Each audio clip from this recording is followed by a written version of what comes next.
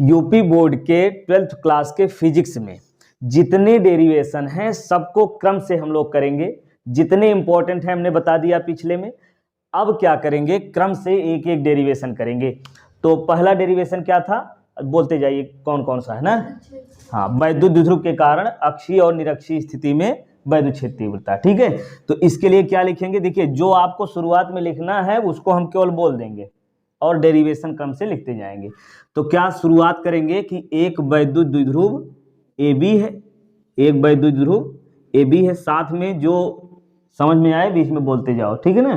क्या कहेंगे, एक वैद्युत ध्रुव AB है जिसके A बिंदु पर -q कूलाम का आवेश और B पर +q कूलाम का आवेश, बीच की दूरी 2l है और इसके मध्य बिंदु O से पहले अक्षीय कर लेते हैं। अक्षीय स्थिति में r दूरी पर स्थित बिंदु P पर क्या करना है, वैद्युत क्षेत्र तीव्रता ज्ञात करनी है। अब वैद्युत क्षेत्र तीव्रता ज्ञात करने के लिए करेंगे क्या, देखिए हमने बताया ना कि जब अक्षीय स्थिति में निकालना है तो दोनों आवेशों के कारण वैद्युत क्षेत्र निकाल लो और दिशा विपरीत आएगी, घटा दो हो जाएगा। और निरक्षीय स्थिति में निकालना है तो वियोजन करके निकाल लेंगे और विभव निकालना है तो ठीक इसी प्रकार से। विभव में वियोजन करना नहीं क्योंकि अदिश राशि है। तो चलिए फटाफट करते हैं अब हम। तो वैद्युत क्षेत्र तीव्रता निकालने के लिए क्या चाहिए, दूरी चाहिए। तो -q कूलाम के आवेश से दूरी कितनी हो जाएगी, ये -q कूलाम, देखिए ये आधी दूरी ये l हो जाएगी, इधर भी l हो जाएगी, है ना। तो ये -q कूलाम के आवेश से दूरी कितनी बन जाएगी, r + l हो जाएगी। ठीक, अब इसी प्रकार से लिखेंगे +q कूलाम के आवेश से दूरी ये कितनी हो जाएगी, पूरा r - l, हाँ r - l, ये दूरी मिल गई। अब लिखेंगे क्या, -q कूलाम के आवेश के कारण, -q कूलाम के आवेश के कारण वैद्युत क्षेत्र की तीव्रता वो कितनी होगी, E1 बराबर 1/4πε0 q/r + l का होल स्क्वायर ना। -q से दूरी r + l है, इसको मान लो समीकरण 1। अब इसकी दिशा भी यहाँ दिखा दीजिए क्रम से। -q कूलाम के आवेश के कारण वैद्युत क्षेत्र किधर होगा, माइनस की ओर, है ना। ऋण के आवेश की ओर होता है, धन के विपरीत होता है। चलिए ये हो गया। अब दूसरा फिर लिखेंगे क्या, ये -q कूलाम हो गया। अब +q कूलाम के आवेश के कारण वैद्युत क्षेत्र तीव्रता, थोड़ा तेज बोलिए जल्दी जल्दी। तो E2 का मान कितना बनेगा, 1/4πε0 q/r - l का होल स्क्वायर, ये हो गया 2। ठीक है, अब वैद्युत क्षेत्र E2 की दिशा किधर होगी, नासरीन बताओ किधर होगी, E1 की ओर होगी कि E1 के विपरीत होगी, E1 के विपरीत होगी। ये हो गई E2। ठीक, अब विपरीत दिशा में यहाँ लिखेंगे वैद्युत क्षेत्र बिंदु P पर विपरीत दिशा में है, अतः परिणामी वैद्युत क्षेत्र जो होगा वो दोनों के अंतर के बराबर होगा। तो परिणामी वैद्युत क्षेत्र हो जाएगा, परिणामी वैद्युत क्षेत्र तीव्रता E बराबर हो जाएगा। अब देखिए E1 ज्यादा है कि E2, ये देख लीजिए E1 ज्यादा है कि E2, कौन ज्यादा है, E2 ज्यादा, चूंकि नीचे वाला ये बटे में मान छोटा है तो मान ज्यादा होगा। तो यहाँ लिख लेंगे E2 - E1। अब मान रख दीजिए क्रम से। E2 का मान 1/4πε0 q/r - l का whole square minus 1/4πε0 q/r + l का होल स्क्वायर। ठीक, अब यहाँ कामन ले लीजिए, q/4πε0 कामन, 1/r - l का whole square minus 1/r + l का होल स्क्वायर, यही होगा। अब क्या करेंगे, q/4πε0 इधर r - l और r + l, ये हो जाएगा r² - l स्क्वायर, और पूरे का स्क्वायर तो स्क्वायर कर लो, इसका गुणा 1 में इसका 1 में कर लीजिए, r + l का whole square minus r - l का होल स्क्वायर, यही होगा ना।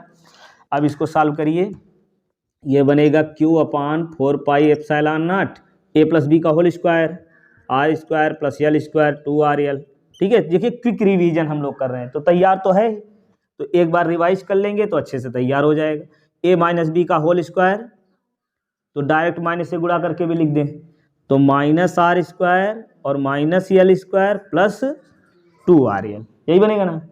और नीचे ये देखिए यहाँ फिर लिख देंगे हम लोग, एक काम यहीं और कर लीजिए, क्या कि चूंकि l स्क्वायर जो है वो बहुत छोटा है r² से, l स्क्वायर हटा देंगे तो क्या मिल जाएगा, r² का होल स्क्वायर। सही है, ये r² cancel, l square cancel, तो बचा क्या 1/4 पाई एप्सिलॉन नॉट, ये देखिए 2RL ये बन गया 4RL, ठीक। और यहाँ से Q लगा दीजिए इसमें, ये R पावर 4, ठीक है। R पावर 4 से एक R कैंसिल, ठीक। अब लिखेंगे, चलिए यही लिख देते हैं, तो कितना मिलेगा 1/4 पाई एप्सिलॉन नॉट, ठीक है। ये एक R कैंसिल हो गया, इस 4 को लिखेंगे 2 न, और ये Q और 2L, Q इंटू 2L बन जाएगा, ठीक है। और नीचे R की घात 3 बन जाएगी। Q इंटू 2L का मान कितना होता है, P होता है, बस रख दीजिए। तो परिणामी वैद्युत क्षेत्र तीव्रता ही बराबर आएगी 1/4 पाई एप्सिलॉन नॉट, और ये हो गया 2 और ये बन गया P, तो ये हो गया 2P/RQ। ये मिल गया क्या, अक्षीय स्थिति में वैद्युत क्षेत्र तीव्रता, ठीक। और जब निरक्षीय स्थिति में निकालना है तो इसको भी यही समझ लीजिए, क्या करेंगे, तो जो यहाँ देखिए फिर शुरुआत में कैसे लिखेंगे कि एक वैद्युत ध्रुव ए भी है, ए पर -Q कूलाम का आवेश, बी पर +Q कूलाम का आवेश, बीच की दूरी 2L है, मध्य बिंदु O से। अब लिखेंगे निरक्षीय स्थिति में, निरक्षीय स्थिति में बिंदु थोड़ा छोटा बना रहे हैं ना, बिंदु थोड़ा बड़ा बनाइएगा आप लोग, बिंदु P पर वैद्युत क्षेत्र तीव्रता ज्ञात करनी है ना। मध्य बिंदु O से निरक्षीय स्थिति में R दूरी पर स्थित बिंदु P पर वैद्युत क्षेत्र तीव्रता ज्ञात करनी है। तो अब दोनों के कारण वैद्युत क्षेत्र निकाल लेंगे। देखिए दूरी पहले निकालेंगे, वही काम, -Q कूलाम के आवेश से दूरी कितनी बन जाएगी, देखिए ये L है ना, और ये भी L है, ठीक। अब ये बन गया लंब, ये आधार, तो ये कर्ण, यही तो दूरी है। तो कर्ण का वर्ग हम लोग जानते हैं क्या होता है ना, लंब का वर्ग धन आधार का वर्ग। तो ये दूरी कितनी हो जाएगी, AP लिख दे, ये दूरी A से P तक की है ना, दूरी जो है A पर -Q कूलाम का आवेश है और P तक की दूरी निकालनी है। तो AP बराबर हो जाएगा कितना, हाँ, चूंकि कर्ण का वर्ग बराबर होता है लंब का वर्ग धन आधार का वर्ग, तो कर्ण बराबर ये हो जाएगा √R² + L², ठीक। इसी प्रकार से +Q कूलाम के आवेश से दूरी कितनी हो जाएगी, BP बराबर √R² + L², वही हो गया। अब फिर लिखेंगे -Q कूलाम के आवेश से के कारण वैद्युत क्षेत्र तीव्रता, यही हो जाएगी। क्योंकि स्क्वायर करेंगे, डायरेक्ट कर दें, स्क्वायर करेंगे तो ये रूट हट जाएगा, क्या मिला R² + L², ठीक। चलिए रेड से ही कर देते हैं, कितना बनेगा R² + L², और यहाँ नीचे क्या आएगा, वही चीज, अलग नहीं होगा, क्यों नहीं अलग होगा, दूरी वही है। चलिए बढ़िया, दोनों दूरियां समान है तो समान ही लिखेंगे भाई।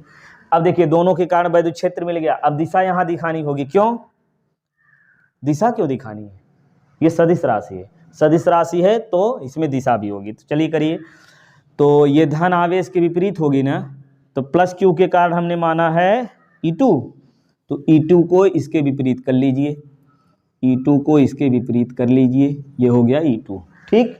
और ये E1 किधर होगा, ऋण आवेश की ओर, ऋण आवेश इधर है, तो इसको इधर कर लेंगे भाई, ये E1 हो गया।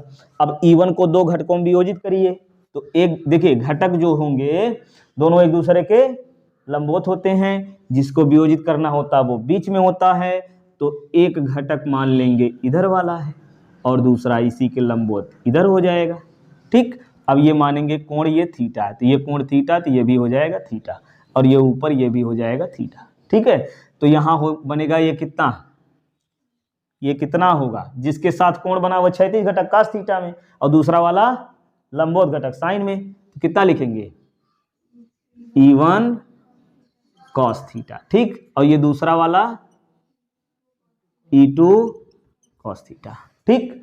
अब फिर E2 को वियोजित करिए, देखिए E1 को वियोजित किए जब, तो दोनों घटक एक दूसरे के लंबवत कर दिए ना, और ये बीच में हुआ। फिर वैसे जब E2 को करेंगे तो E2 को बीच में करना होगा, है ना, तो दूसरा घटक कहाँ जाएगा, इसी के ऊपर की ओर। चलिए E2 ये ऊपर की ओर ये बन जाएगा ना। अब जिसके साथ कोण बना वो क्षैतिज घटक, ठीक, तो ये कितना बन जाएगा,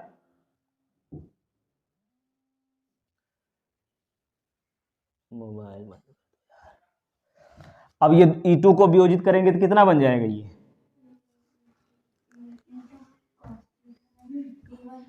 E2 को वियोजित कर रहे हैं ना, E2 को वियोजित करेंगे तो जिसके साथ कोण बनेगा वो cos थीटा। तो E2 को वियोजित कर रहे हैं तो कितना होगा E2 cos थीटा। जिसके साथ कोण बना है वो क्षैतिज है ना। अब देखिए इसी ये घटक ये बन गया, दूसरा ये वाला, तो इसके साथ कोण बना ये cos थीटा, दूसरा लंबवत वाला ये sin theta, E2 sin theta. ठीक, ये E1 होना चाहिए, हाँ सही करे हो, बहुत बढ़िया। E1 को वियोजित करेंगे तो एक E1 cos theta, E1 sin theta, हाँ ये गलती हो गई, सही करे हो। ठीक, जिसके साथ जो लंबवत होता है वो sin थीटा में।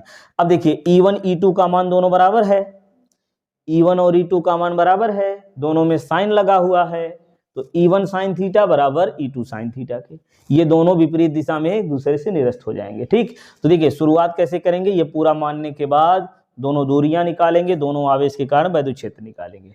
ठीक, फिर नीचे लिखेंगे, क्या लिखेंगे कि E1 व E2 को दो घटकों में वियोजित करने पर, E1 व E2 को दो घटकों में वियोजित करने पर इनके लंबवत घटक क्या परिमाण में समान और विपरीत दिशा में है, परिमाण में समान और विपरीत दिशा में है, इसलिए एक दूसरे से निरस्त हो जाएंगे। जबकि दोनों क्षैतिज घटक क्या एक ही दिशा में हैं, अतः परिणामी वैद्युत क्षेत्र तीव्रता, ठीक है, परिणामी वैद्युत क्षेत्र तीव्रता कितनी हो जाएगी E1 cos theta plus E2 cos theta. तो यहां लिखे परिणामी वैद्युत क्षेत्र तीव्रता E1 cos theta plus E2, थोड़ा ऊपर लिखें क्या, ये होगा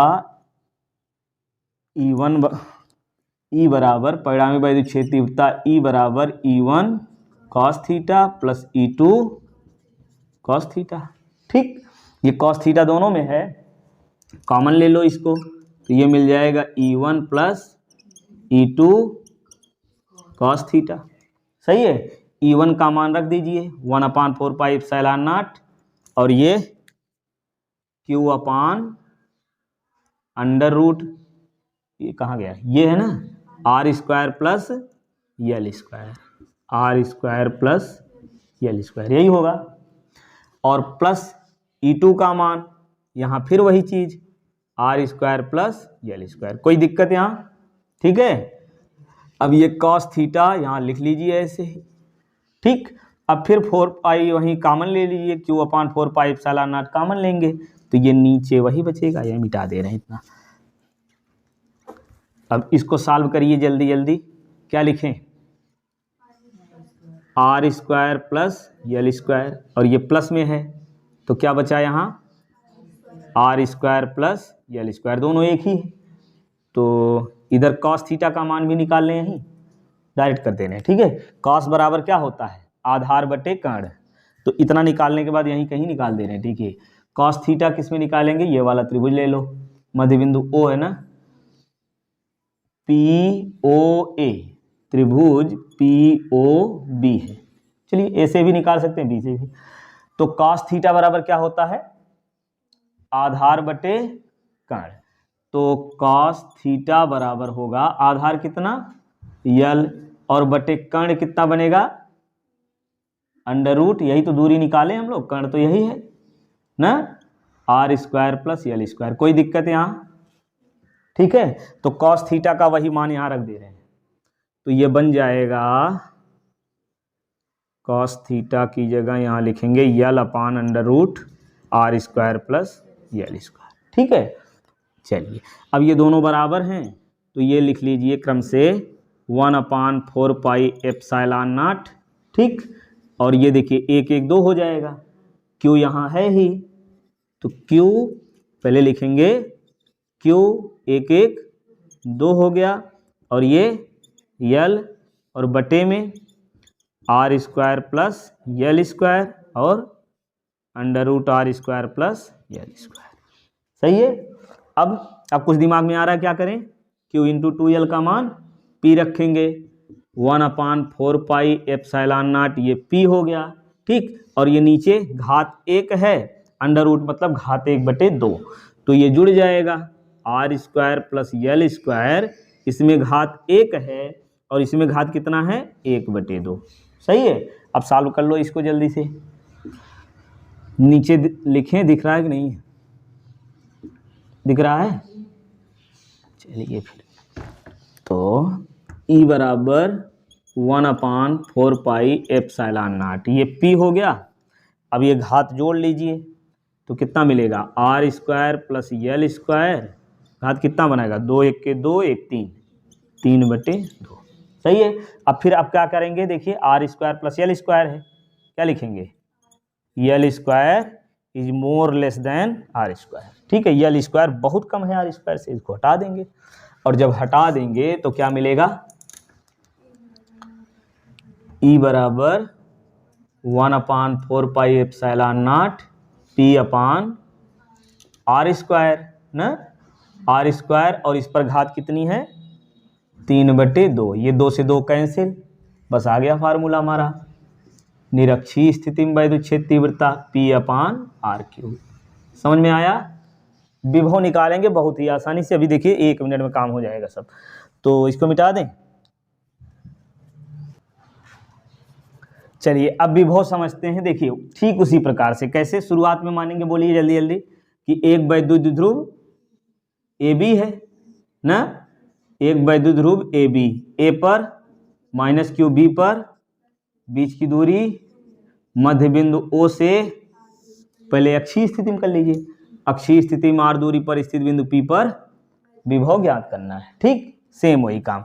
अब देखिए वैद्युत क्षेत्र तीव्रता के लिए फार्मूला था 1/4πε0 q/r स्क्वायर, और विभव के लिए होता है 1/4πε0 q/r, बस इतने अंतर है। ठीक, तो अब तो निकाल ही लेंगे, दिमाग में आ गया होगा। अब इसको वियोजित भी नहीं करना है, तो चलिए जल्दी जल्दी करते हैं। पहले क्या लिखेंगे, -q कूलाम के आवेश से दूरी। ठीक, तो ये L हो जाएगा और इधर भी L हो जाएगा। ठीक है, -q से दूरी कितनी बनेगी, बताओ ब्यूटी, बताओ कितना होगा, -q कूलाम के आवेश से P की दूरी कितनी हो जाएगी, R प्लस L, और +q कूलाम के आवेश से दूरी R माइनस L। अब क्या लिखेंगे, -q कूलाम के आवेश के कारण विभव, q कूलाम के आवेश के कारण विभव, वो कितना होगा, V1 बराबर 4πε0 q/r, R मतलब यहाँ कितना है, R प्लस L। ठीक है, फिर क्या लिखेंगे, जल्दी बोलो, +q कूलाम के आवेश के कारण विभव, तो बताइए वो कितना होगा, 1/4πε0 q। अब देखिए ये अदिश राशि, विभव क्या है, अदिश राशि है, इसलिए इसमें चिन्ह सहित मान रखेंगे।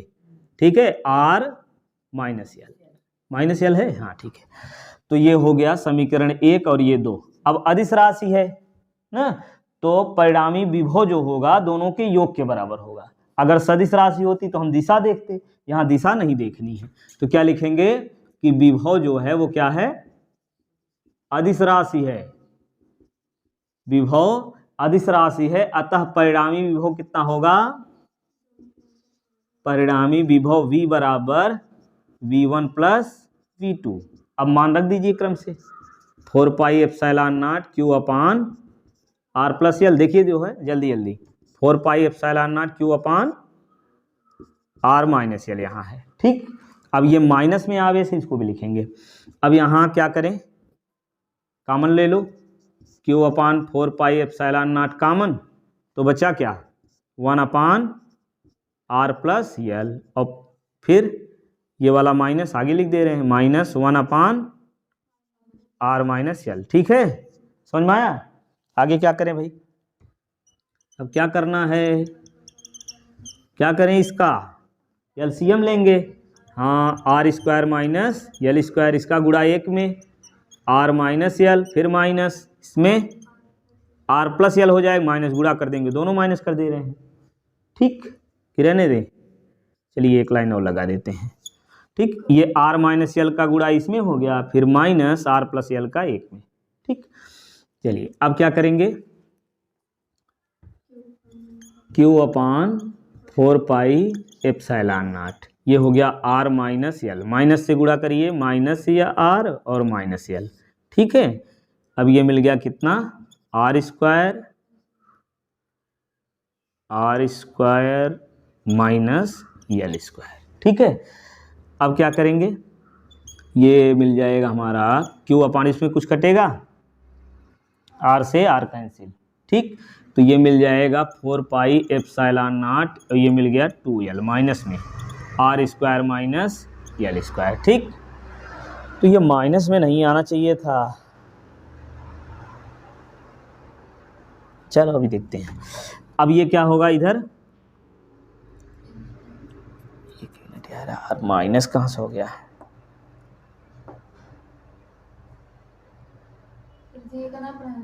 हाँ 1 मिनट, अब यहाँ देखो कि ये जो है प्लस क्यू कूलाम के आवेश से दूरी कितनी है, प्लस क्यू कूलाम के आवेश से दूरी r माइनस एल है, हाँ सही तो है, और माइनस क्यू कूलाम के ये देखो गड़बड़ हो गया ना, माइनस क्यू कूलाम के आवेश से ये वाला माइनस है, समझिए ना, ये माइनस क्यू कूलाम का आवेश है तो यहाँ माइनस लिखेंगे ना, जल्दीबाजी में काम गड़बड़ हो गया, तो प्लस क्यू कूलाम के आवेश के कारण यहाँ प्लस लिखेंगे, समझ गए। चलिए तो फिर अब सॉल्व कर लीजिए इसको सही से, आर प्लस एल इसको माइनस करेंगे, इसको प्लस, है ना, अब ये माइनस होगा, ये तो काम गड़बड़ हो गया, चलिए फिलहाल क्या करें, ये प्लस बनाएं इधर माइनस, ठीक, ये प्लस हो जाएगा ये माइनस, अब ये देखिए अब यहाँ से क्या करेंगे, ये बन जाएगा minus R square plus L, मतलब माइनस आर प्लस एल, ठीक, और ये बना प्लस आर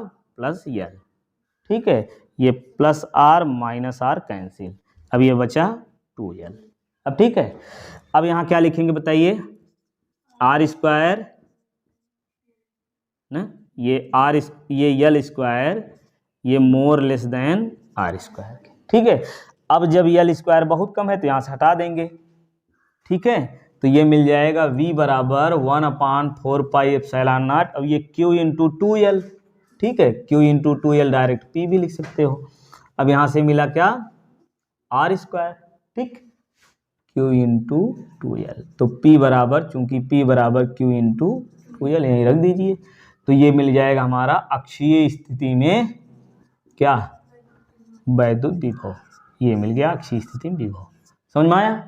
अब देखिए निरक्षीय स्थिति में निकालना है तो इसके लिए क्या करेंगे, ठीक वही काम करना है, क्या करेंगे, निरक्षीय स्थिति में ये बिंदु r दूरी पर स्थित बिंदु P पर क्या है वैद्युत विभव ज्ञात करना है। अब क्या करेंगे, यहाँ दोनों आवेशों के कारण से दूरी निकालेंगे, तो दूरी तो अभी निकाले हो, कितना होगा बताओ, AP की दूरी कितनी हो जाएगी,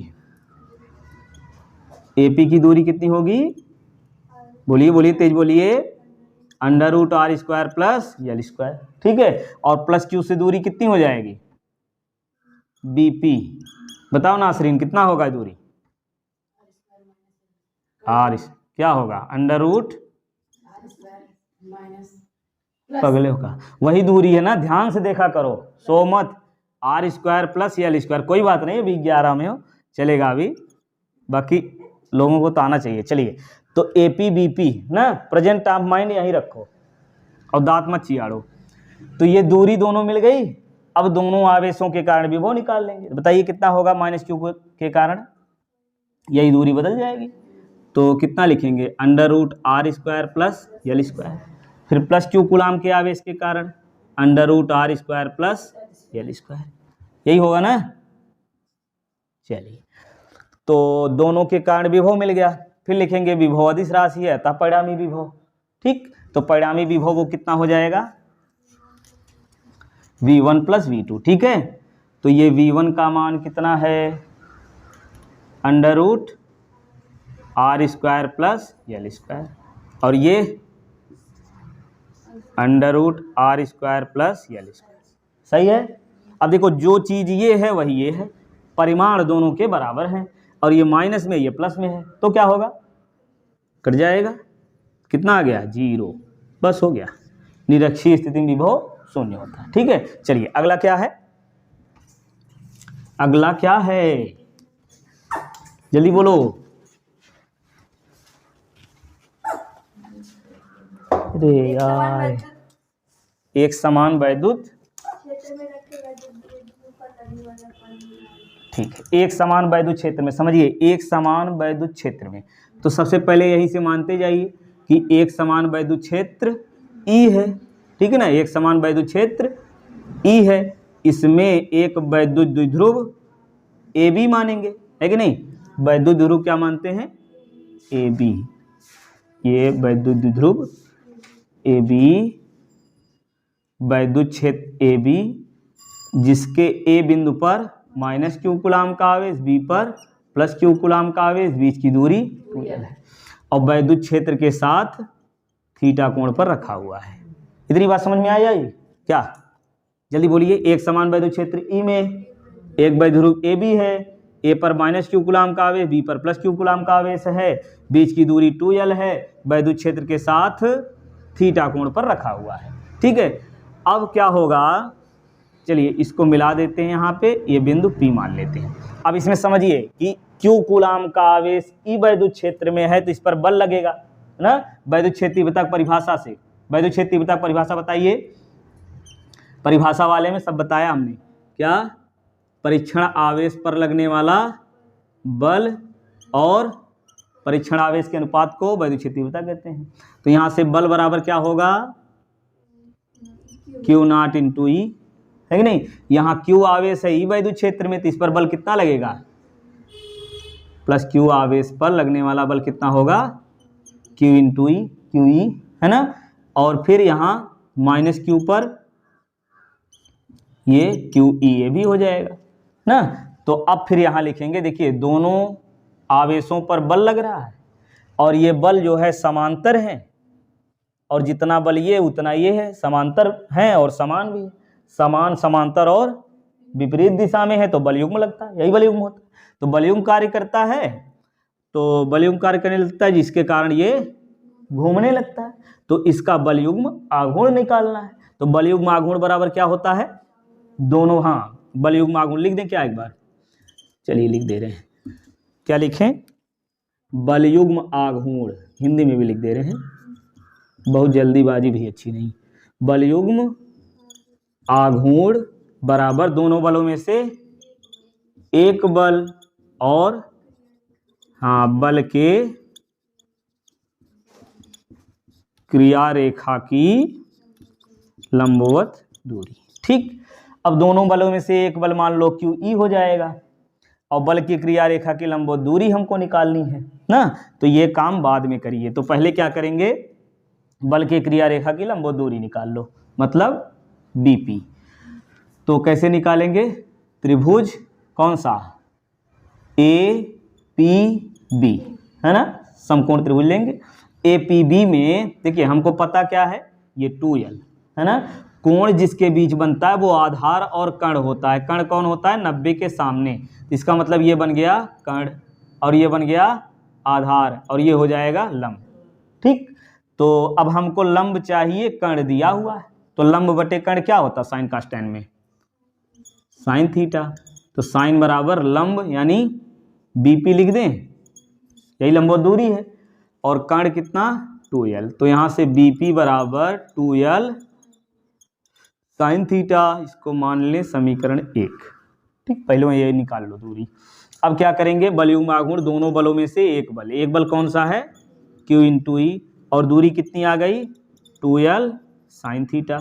तो ये Q इंटू 2l का मान होता है, क्योंकि P बराबर Q इंटू 2l, तो यहाँ रख देंगे PE साइन थीटा, ठीक है। ये मिल गया टाउ बराबर PE साइन थीटा।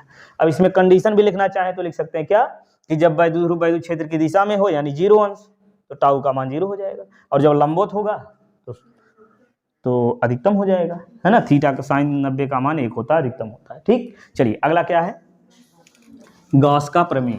तो गॉस का प्रमेय क्या होता है, ध्यान समझिए, किसी वैद्युत क्षेत्र में, कहाँ, वैद्युत क्षेत्र में पृष्ठ से बद्ध या पृष्ठ से गुजरने वाला कुल वैद्युत फ्लक्स, किसी वैद्युत क्षेत्र में से किसी पृष्ठ से गुजरने वाला कुल वैद्युत फ्लक्स, उसमें उपस्थित आवेश का 1/ε0 गुना होता है, ठीक। इतना पहले नियम लिखेंगे, फिर इसके बाद आगे सॉल्व करेंगे ना। तो देखिए कैसे सॉल्व करना है, तो पहले मान लेंगे कि देखिए वैद्युत क्षेत्र में, तो वैद्युत क्षेत्र में, तो वैद्युत क्षेत्र कहाँ होता है, आवेश के चारों तरफ, धीरे शांति बैठ जाओ, तो प्लस क्यू कूलाम का आवेश है तो इसके चारों ओर क्या होगा, वैद्युत क्षेत्र होगा। तो हम मान के चलते हैं कि इसके वैद्युत क्षेत्र में आर त्रिज्या का एक गोलीय पृष्ठ खींचेंगे।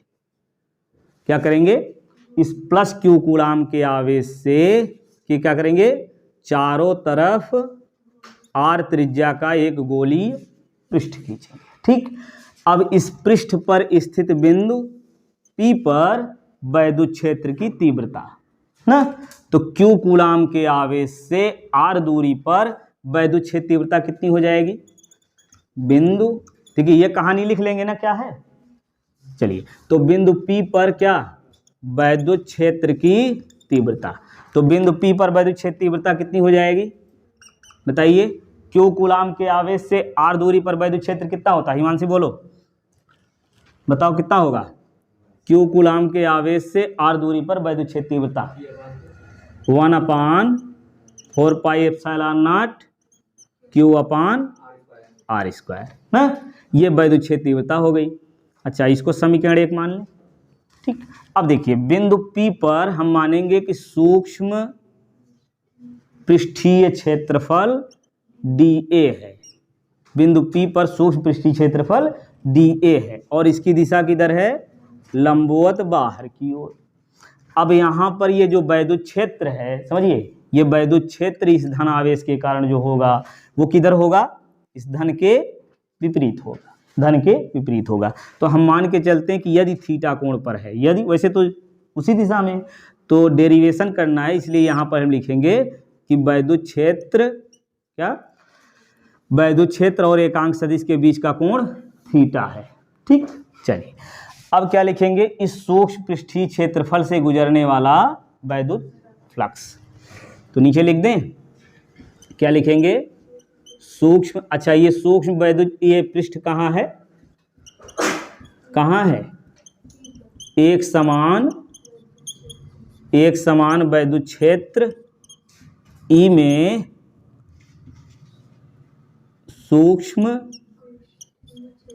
पृष्ठीय क्षेत्रफल, पृष्ठीय, देखिए इसको इसलिए लिख दे रहे हैं, बार बार नहीं लिखेंगे, ये लाइन कई बार लिखनी होती है ना, जैसे कई बार लिखने का मतलब जैसे गास का निगमन कर रहे हैं उसमें भी, और दूसरा जब अनंत लंबाई के चालक तार के निकट वैद्युत क्षेत्र लिखेंगे उसमें भी, और दूसरा समतल आवेशित चालक चादर के निकट निकालेंगे तो उसमें भी ना, कोई भी डेरिवेशन गास के प्रमेय से हो, सब में ये लाइन लिखनी ही होती है। क्या, एक समान वैद्युत क्षेत्र E में सूक्ष्म, में से भी कर सकते हैं, में से सूक्ष्म पृष्ठीय क्षेत्रफल क्या है, dA से गुजरने वाला, ये दिख रहा है कि नहीं, दिख रहा है, गुजरने वाला क्या, वैद्युत फ्लक्स, गुजरने वाला वैद्युत फ्लक्स। ठीक, ये लाइन, तो ये वैद्युत फ्लक्स जो है कितना होता है, d∅ बराबर E, अब देखिए E और क्या है dA, दोनों के बीच हमने जो है कोण कितना माना है, थीटा। ठीक, तो डॉट गुणन के बराबर होगा। अब फिर क्या करेंगे, दोनों के बीच का कोण थीटा है, इसलिए क्या होगा, d∅ बराबर E dA cos थीटा। ठीक, और थीटा का मान देखिए वास्तव में किधर होगा, या ऐसे ही रहने दीजिए अभी ना, क्योंकि आगे अभी E का मान रखना है, तो रख दें यही, क्या रखें, समीकरण 1 से, हाँ बोलो बोलो, सही है, E का मान रखने पर, मान रखने पर, तो रख के बताओ, चलो दिव्यांश रखो, इसमें इनको थोड़ा बढ़ लो, कितना होगा, E का मान रख के बताओ, d∅ बराबर E का मान कितना है, 1/4πε0 Q/R², आगे dA cos थीटा। ठीक, अब क्या मिलेगा यहाँ से, d∅ बराबर 1/4πε0। ठीक, तो यहाँ से Q ऐसे ही रहने दो, या Q/ लिख दें, क्या Q/4πε0, और ये कितना हो गया, dA cos θ/R²। सही है। अब देखिए, चूंकि हम लोग जानते हैं, क्या जानते हैं, अच्छा एक जो अभी 11th में है वो लोग शायद ये नहीं जानते होंगे, कोई बात नहीं, रिवाइज कर लो, कुछ तो दिमाग में आएगा। तो डी ओमेगा बराबर क्या होता है, D A cos theta upon R square. ठीक, तो D A cos theta upon R square, इसी की जगह डी ओमेगा रख देंगे, तो रख लो। तो डी फाई बराबर Q upon 4 pi epsilon not, क्या लिखें, डी ओमेगा। चलिए, तो ये हो गया डी ओमेगा, है ना। तो डी ओमेगा क्या है, घन कोण ना, सूक्ष्म पृष्ठीय क्षेत्रफल से ये घन कोण, घन कोण मतलब समझते हैं, ये पृष्ठ से के द्वारा केंद्र पर बनाया गया ये कोण जो है ये होता है ना। और पूरे पृष्ठ के कारण कितना बनेगा, चारों तरफ से कितना होता है कुल, या देखिए थोड़ा सा मिला है, देखिए कोई भी डेरिवेशन जब करेंगे थोड़ा सा मान प्राप्त हुआ है, संपूर्ण निकालना है, पूरा मान ज्ञात करना, तो क्या करते हैं, हाँ समाकलन करेंगे। संपूर्ण फ्लक्स के लिए क्या करेंगे, समाकलन करेंगे। तो यहाँ लिख सकते हैं संपूर्ण फ्लक्स के लिए समाकलन करने पर, या डायरेक्ट ही लिख देंगे समाकलन करने पर।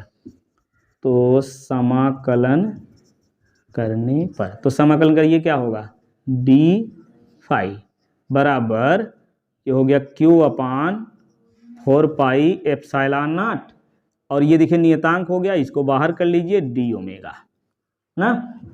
अब देखिए ध्यान से, ये फाई का अवकलन करके समाकलन किया गया है, फाई का अवकलन करके समाकलन किया गया है, तो क्या आएगा यहाँ, फाई आ गया, और Q upon 4 pi epsilon not, और पूरे पृष्ठ के कारण फ्लक्स, ये क्या बोलते हैं घन कोण, ओमेगा हो जाएगा, और पूरे ओमेगा का मान होता है 4 पाई, तो यहाँ रख दीजिए, तो ऊपर रखें, तो कितना आएगा, Q upon 4 pi epsilon not, है ना, ओमेगा की जगह कितना लिखना है, 4 पाई।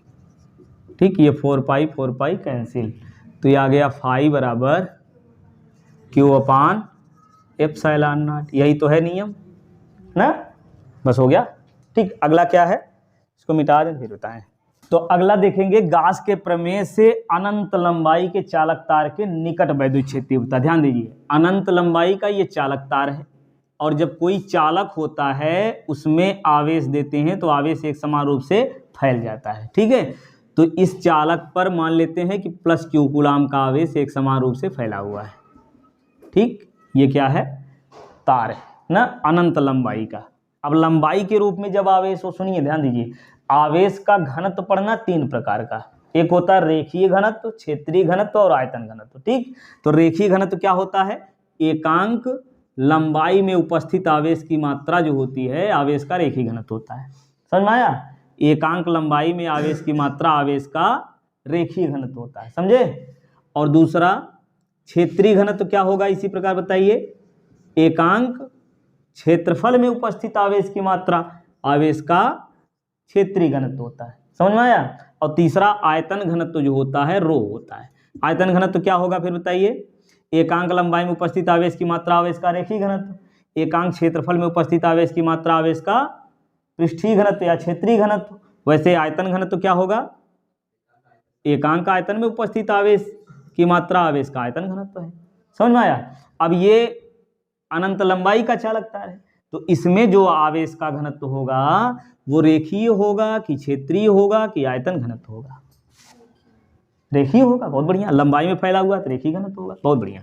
अब क्या करेंगे कि इसमें लिखेंगे, शुरुआत कैसे करेंगे, ये तो जो है जानने के लिए बता दिया। क्या करोगे शुरुआत में कि अनंत लंबाई का चालक तार है, इस पर प्लस क्यू कूलाम का आवेश दिया गया है, तो इस चालक तार के निकट या कह लेंगे कि इस चालक तार से r दूरी पर स्थित बिंदु P पर क्या करना है, वैद्युत क्षेत्र की तीव्रता ज्ञात करनी है।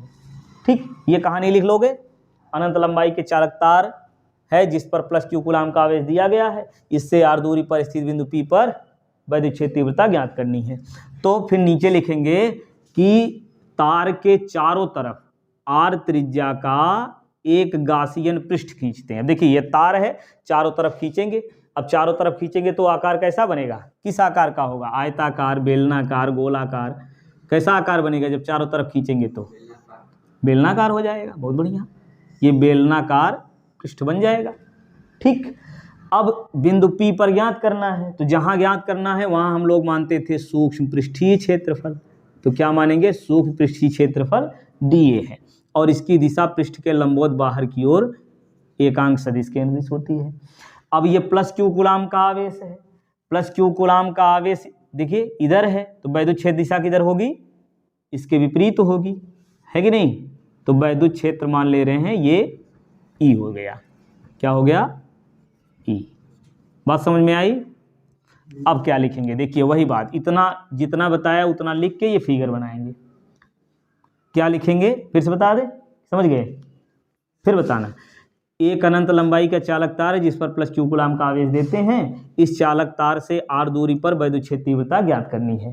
तो तार के चारों तरफ r त्रिज्या का गासियन पृष्ठ खींचते हैं और इस पृष्ठ पर स्थित सूक्ष्म पृष्ठ क्षेत्रफल dA है, सूक्ष्म पृष्ठ क्षेत्रफल dA है। इतना लिख के ये फिगर बनाएंगे। फिर वही लाइन लिखेंगे, क्या लिखेंगे कि एक समान वैद्युत क्षेत्र E में स्थित सूक्ष्म पृष्ठीय क्षेत्रफल dA से गुजरने वाला क्या, गुजरने वाला वैद्युत फ्लक्स कितना होगा, d फाई बराबर बोलिए E डॉट dA, सही है।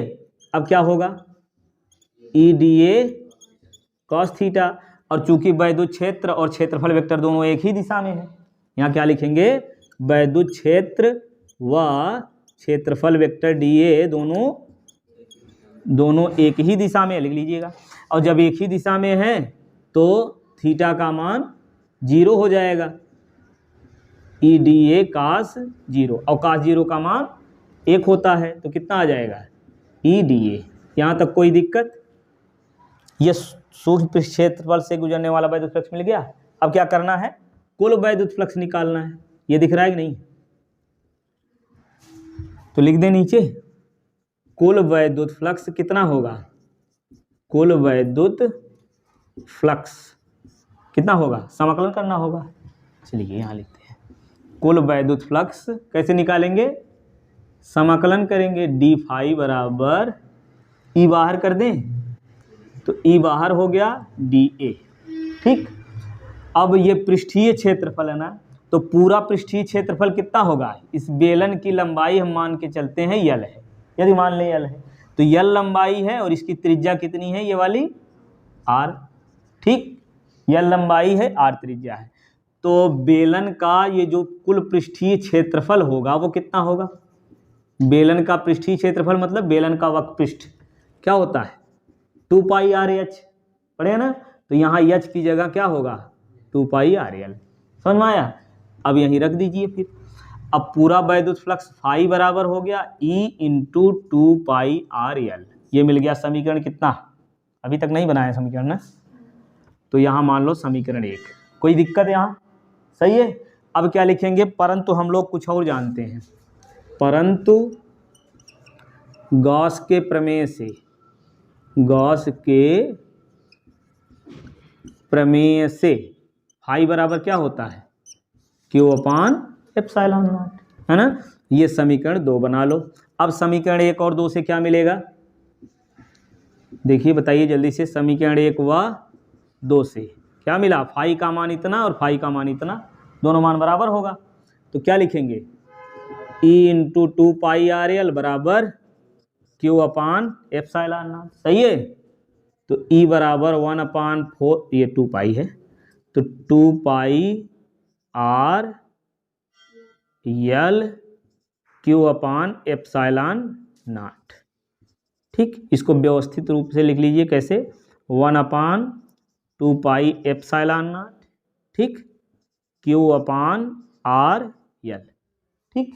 आवेश का रेखीय घनत्व, इसको मान लें समीकरण क्या, मान लें 3।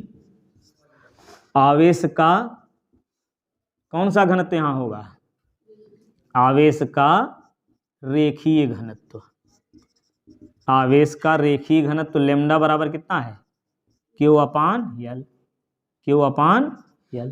तो यहाँ से Q का मान कितना मिल जाएगा, या ऐसे कर लीजिए, Q अपान L यही है, तो यहीं Q अपान L की जगह क्या लिख सकते हैं, लैम्डा रख सकते हैं, तो रख दीजिए। तो समीकरण 3 से क्या मिल जाएगा, समीकरण 3 में रखने पर अब रख लीजिए क्या मिलेगा, ई 2 पाई कितना बना 2 पाई एप्सिलॉन नॉट, ये लैम्डा अपान आर। ठीक, ये हो गया वैद्युत क्षेत्र तीव्रता कहाँ, अनंत लंबाई के चालक तार के निकट। ठीक, चलिए अब अगला देखते हैं क्या, ये अनंत लंबाई वाला हो गया। अब इसके बाद ये अनंत विस्तार के समतल आवेशित चालक चादर है। क्या है, अनंत विस्तार की समतल आवेशित चालक चादर है। तो जब आवेशित होगा, चालक होगा, तो चालक में जब आवेश देते हैं तो वो आवेश अचालक चादर है, तो इसमें एक समान रूप से चारों तरफ फैल जाएगा, ये ऐसे फैल गया। अब क्या करेंगे, ये तो प्रश्न में ही रहेगा, है ना। तो इस चालक चादर पर एक आर पार एक बेलनाकार पृष्ठ खींचते हैं। इसमें आपको ये याद रखना क्या, कि इस चालक चादर के आर पार एक बेलनाकार पृष्ठ खींचते हैं, जिसके दोनों सिरों का क्षेत्रफल क्रमशः ए है। कितना है, ए, इसका क्षेत्रफल ए है। ठीक, अब इसमें सूक्ष्म पृष्ठ, देखिए वैद्युत फ्लक्स निकालना है, वैद्युत क्षेत्र तीव्रता निकालनी गास के प्रमेय से, तो सूक्ष्म पृष्ठीय क्षेत्रफल मानेंगे और उससे गुजरने वाला वैद्युत फ्लक्स निकालेंगे। तो वैद्युत फ्लक्स आएगा, फिर गास के प्रमेय से तुलना कर देंगे, आ जाएगा। तो सूक्ष्म पृष्ठीय क्षेत्रफल इसमें लिखेंगे क्या, सूक्ष्म पृष्ठीय क्षेत्रफल क्या है, dA है, दोनों तरफ इधर भी dA है। ठीक, और वैद्युत क्षेत्र की दिशा धन आवेश के विपरीत होगी, तो E भी इधर आ जाएगी, n कैप भी इधर होगा, दोनों एक ही दिशा में होंगे, मतलब क्षेत्रफल वेक्टर वैद्युत क्षेत्र दोनों एक ही दिशा में होंगे, इधर भी। ठीक, ये dA और E दोनों एक ही दिशा में होंगे। बात समझ में आई। अनंत विस्तार के आवेशित अचालक चादर के निकट वैद्युत क्षेत्र की तीव्रता ज्ञात करनी है। तो फिर क्या कहेंगे कि इस चालक चादर पर +q कूलाम का आवेश एक समान रूप से वितरित है। इसमें एक बेलनाकार पृष्ठ खींचते हैं, काल्पनिक पृष्ठ खींचते हैं, जिसके दोनों तरफ के क्षेत्रफल क्या है, a है।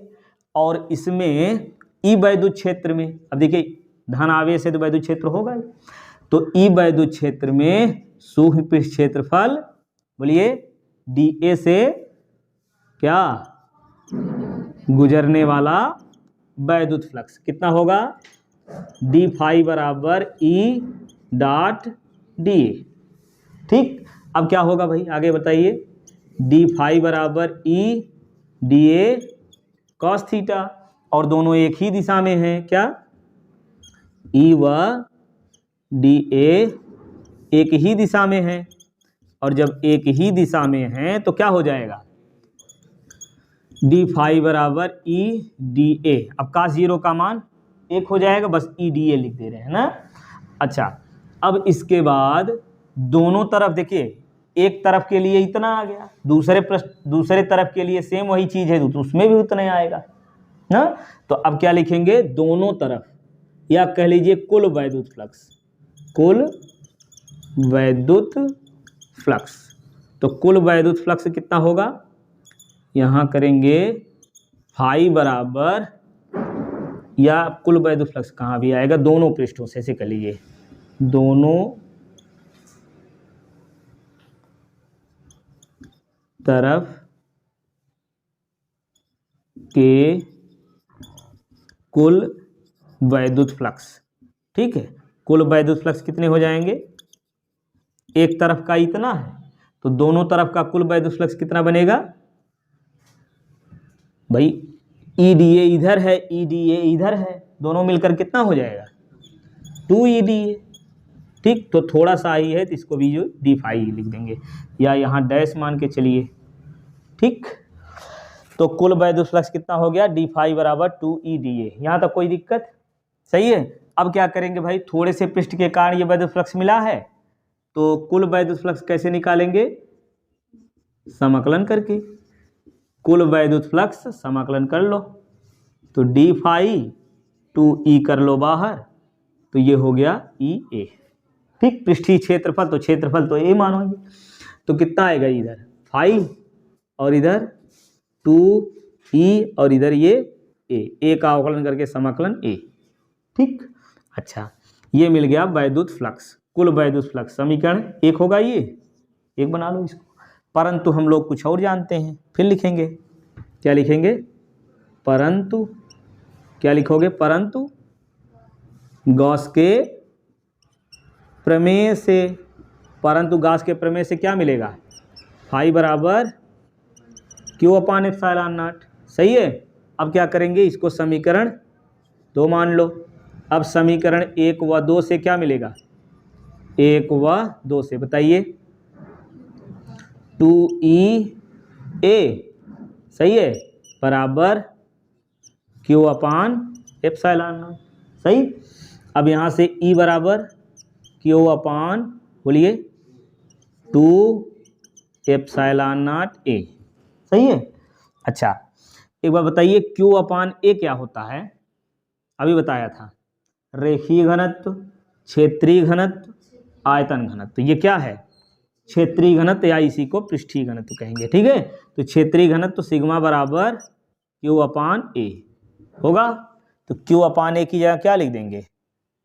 सिग्मा रख दो, तो क्या मिल जाएगा?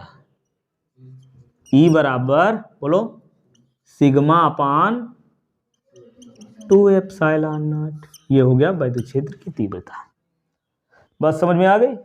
चलिए, तो देखिए इसी प्रकार से इसमें पूछ ले अगर कि 2 धन आवेशित और ऋण आवेशित प्लेटों के बीच वैद्युत क्षेत्र तीव्रता, यहाँ बीच में वैद्युत क्षेत्र तीव्रता निकालिए, तो वो कैसे निकालेंगे? ध्यान समझिए।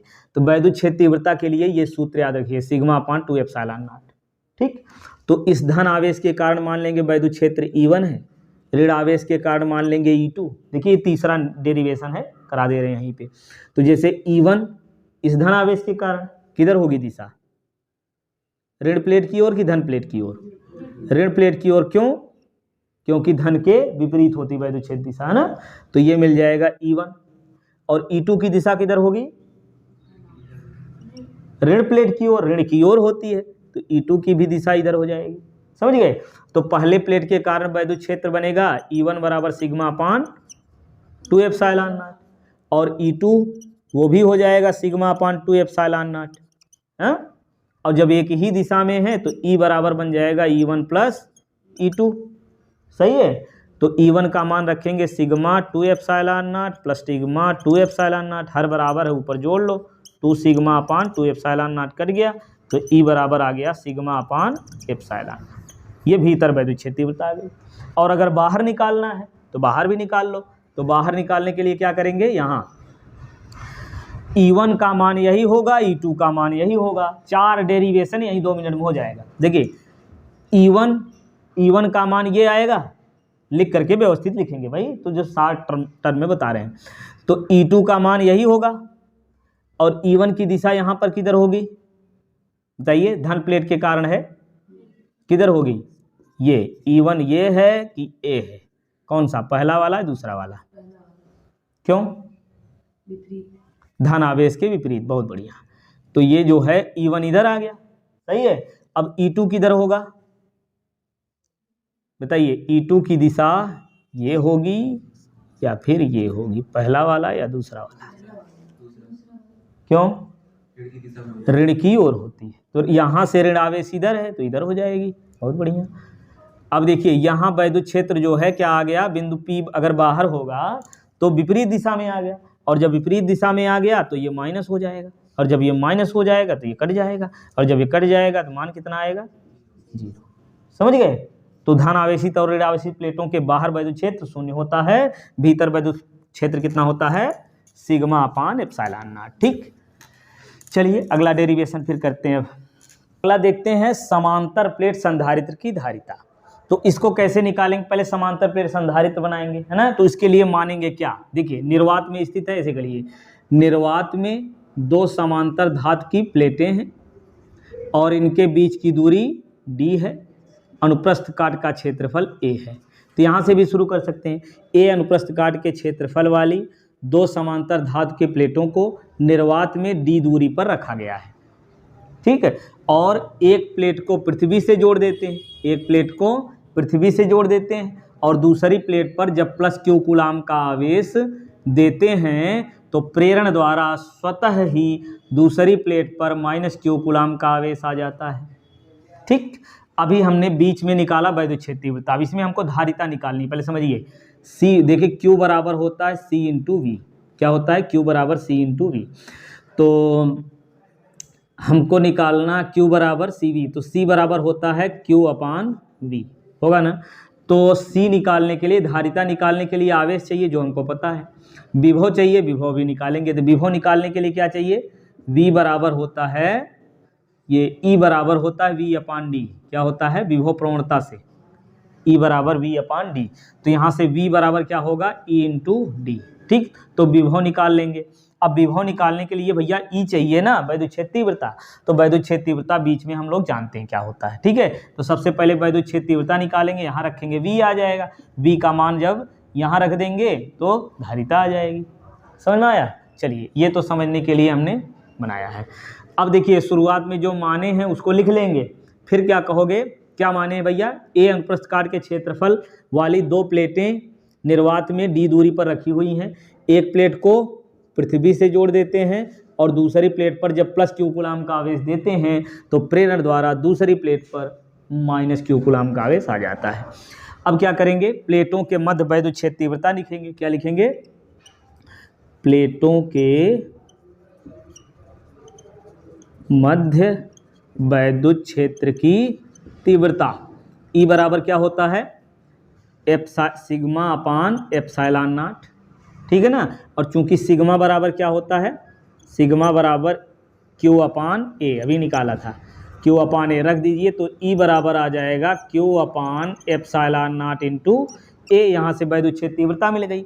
अब वैद्युत क्षेत्र तीव्रता के बाद विभवांतर निकाल लेंगे, कैसे, प्लेटों के बीच विभवांतर,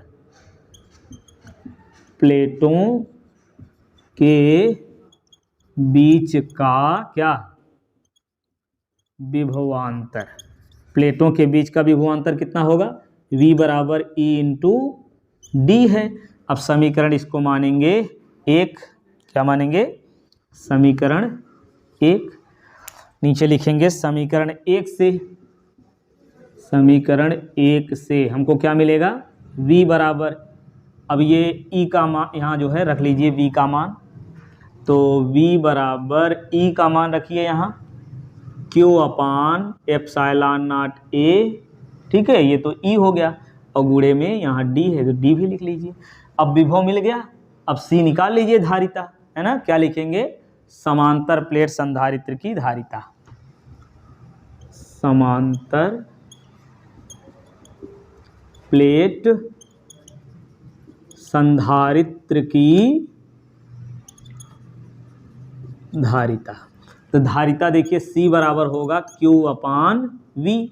अब इसको मान लीजिए समीकरण कितना, एक, ये वाला दो, ठीक। अब क्या करेंगे, समीकरण दो से रख दीजिए V का मान रखने पर, तो V का मान रखिए तो क्या मिलेगा,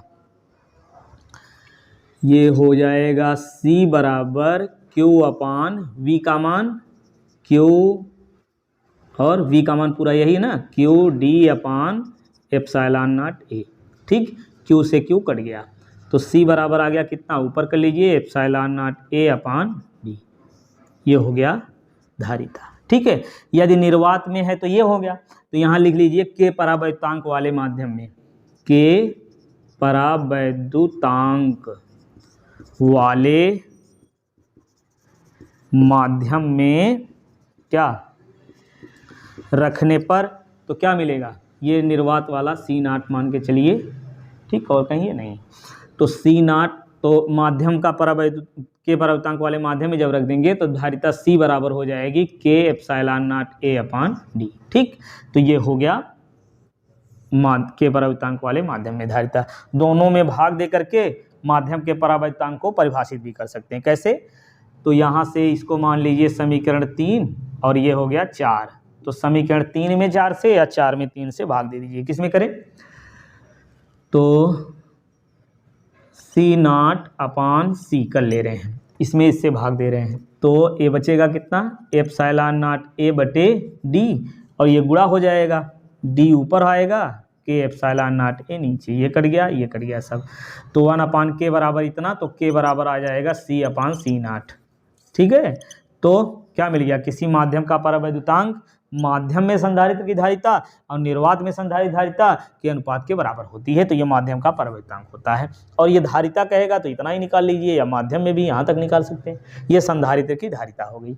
अगला टॉपिक, चलिए अब अगला डेरिवेशन देखेंगे हम लोग। अच्छा, एक चीज़ और, आपको स्मार्ट वर्क करने की आवश्यकता हार्ड वर्क की नहीं, ये देख लीजिए। इसमें यदि हार्ड वर्क करेंगे तो इतनी मेहनत करनी पड़ेगी, और स्मार्ट वर्क करेंगे तो बैठे रहिए, काम हो जाएगा। स्मार्ट वर्क मतलब ये वीडियो देखिए, अच्छे से तैयार करके पूरा जाइए। देखिए, इतने से ही काम नहीं चलेगा हमारा, इतना इसको देख लीजिए, और साथ में एक बार तो सब लोग पढ़े हैं, पूरा रिवाइज भी कर लीजिए। जितना इसमें बता रहे हैं वीडियो में इंपॉर्टेंट वाले टॉपिक में, इसको तो अच्छे से तैयार करके जाना, क्योंकि यही आएगा। इसके अलावा भी जो आ जाए उसको भी लिख सकें अच्छे से आप। ठीक है, चलिए तो अगला है किरचॉफ का नियम। किरचॉफ ने 1842 ईस्वी में क्या बताया, विद्युत धारा और सेल के सिरों के बीच के विभवांतर के मध्य संबंध को स्थापित करते हुए दो नियम दिया। 1842 ईस्वी में किसके बीच, किसी परिपथ में प्रवाहित धारा और उसमें सेलों के बीच के विभवांतर से संबंधित दो नियम दिया। पहला नियम क्या है, ये पहले नियम को ये भी यहीं समझ लीजिए। पहले नियम जो होता है, पहला नियम जो है ये आवेश संरक्षण का नियम होता है, और पहले नियम को धारा का नियम भी कहते हैं और संधि का नियम भी कहते हैं। क्या क्या, संधि का नियम, धारा का नियम, आवेश संरक्षण का नियम। पहला क्या है, संधि का नियम है, और धारा का नियम भी कहते हैं, और आवेश संरक्षण का नियम। तो चलिए अब इसमें कैसे करेंगे, देखिए कि ये मान के चलेंगे कि ये मान लीजिए ऐसे है, ये तार है, ठीक, पहला संधि का नियम है, तो कुछ धाराएं अंदर की ओर कर लीजिए, कुछ बाहर की ओर कर दीजिए ऐसे। ठीक, तो क्या बताया इन्होंने कि संधि पर, किसी विद्युत परिपथ में संधि पर समस्त धाराओं का बीजगणितीय योग शून्य होता है। पहला नियम क्या है, संधि पर समस्त धाराओं का बीजगणितीय योग शून्य होता है। आने वाली, संधि की ओर आने वाली धाराएं धनात्मक और संधि से दूर जाने वाली धाराएं ऋणात्मक ली जाती हैं। तो मान के चलेंगे ये क्या है, I1 क्रम से मान लीजिए, ये हो जाएगी I1, I2, I3, I4, I5, I6। ठीक, ये धाराएं हो गई। नियम समझ में आ गया क्या? पहला नियम लिखेंगे कि किसी विद्युत परिपथ में संधि पर समस्त धाराओं का बीजगणितीय योग शून्य होता है। संधि की ओर आने वाली धाराएं धनात्मक और दूर जाने वाली धाराएं ऋणात्मक ली जाती हैं। ठीक, इतना लिखने के बाद ये फिगर आप बनाएंगे। फिगर बनाने के बाद देखिए, जो संधि की ओर आ रही है धनात्मक लिख लीजिए। देखिए I1 ये प्लस में लिखेंगे, I2 भी प्लस में, I3 ये भी प्लस में, और I4 देखिए दूर जा रही तो माइनस I4 कर लीजिए।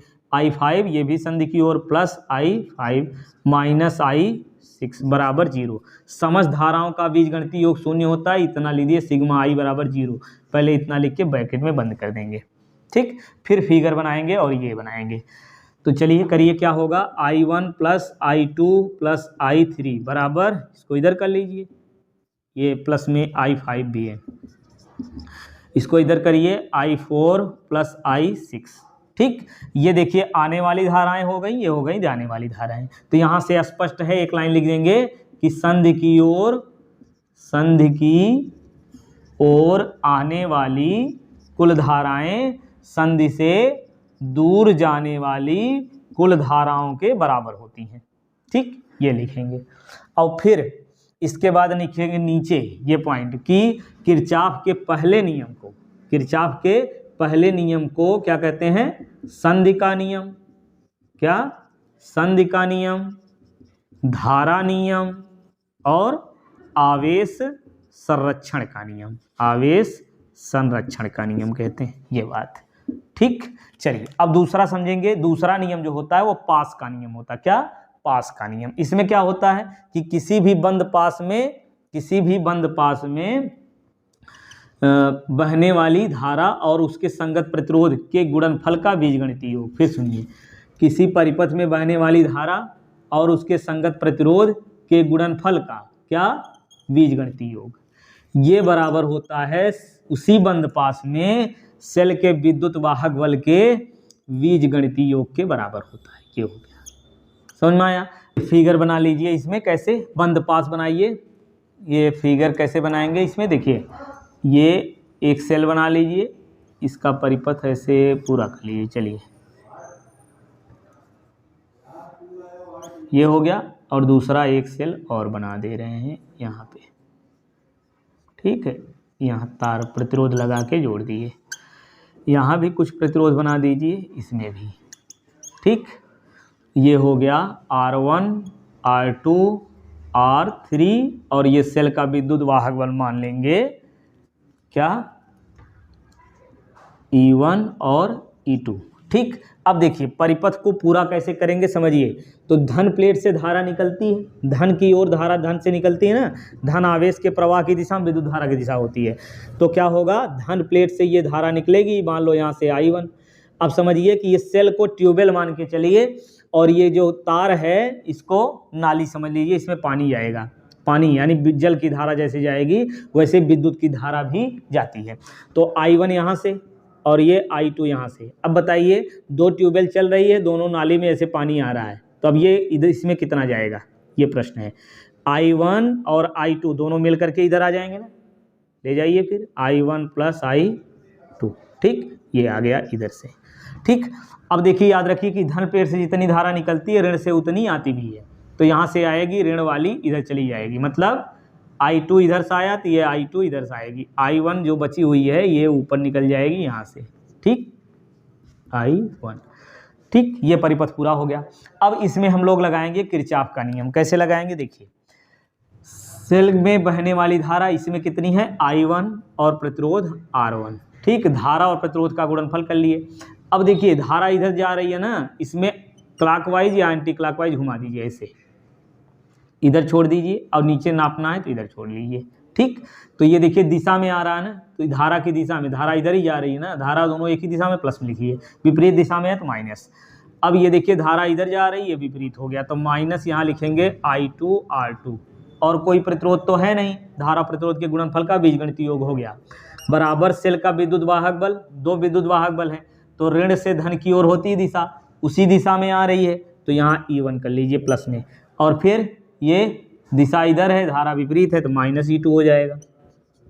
बस हो गया, ये समीकरण 1 ये बन गया, ठीक। बंद पास कौन था, ABCDEF, ठीक है। तो बंद पास किसमें, बंद पास ABCF में, ABCF में हमने ऐसे कर लिया। अब दूसरा बंद पास लेंगे, कौन सा, बंद पास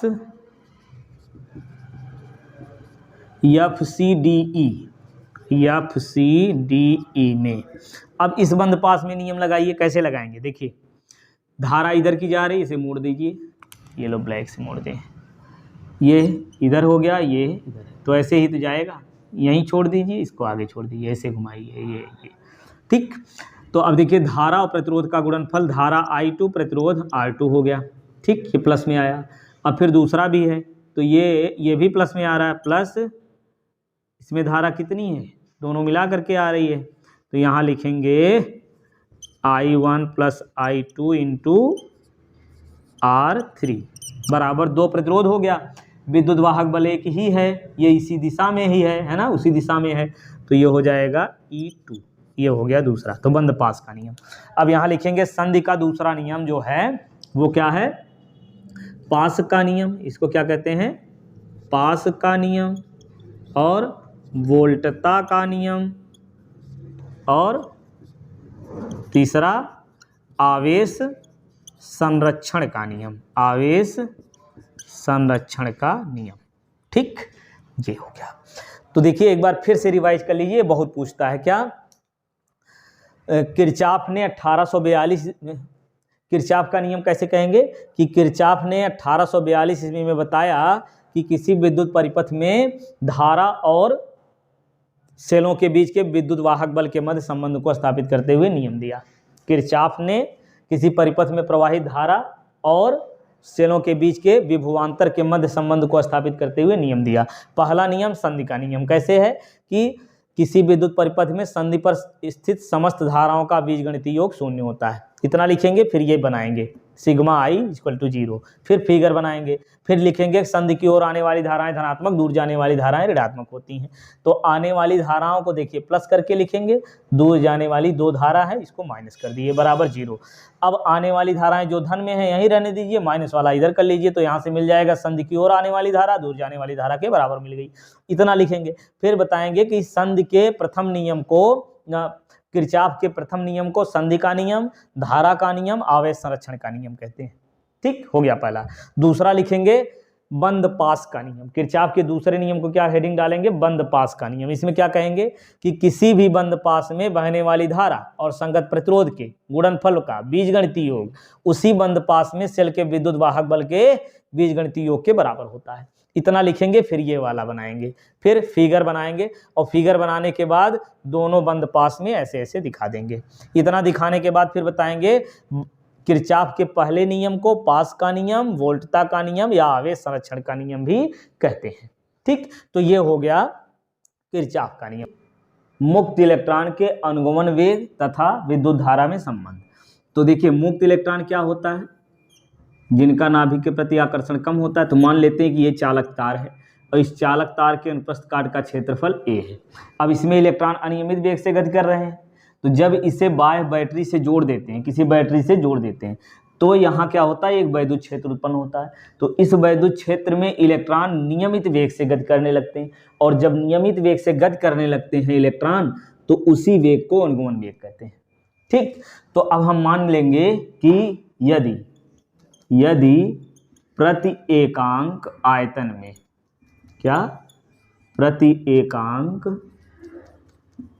आयतन में उपस्थित क्या इलेक्ट्रॉनों की संख्या n है। एकांक आयतन में इलेक्ट्रॉनों की संख्या n है। अब इलेक्ट्रॉन जो है, इलेक्ट्रॉन की संख्या सब चीज मान लेते हैं क्रम से एक बार हैं। प्रति एकांक आयतन में इलेक्ट्रॉनों की संख्या n है, और अनुप्रस्थ काट का क्षेत्रफल मान लिए कि बैटरी से जब जोड़ते हैं, बैटरी से जोड़ने पर ई वैद्युत क्षेत्र उत्पन्न होता है।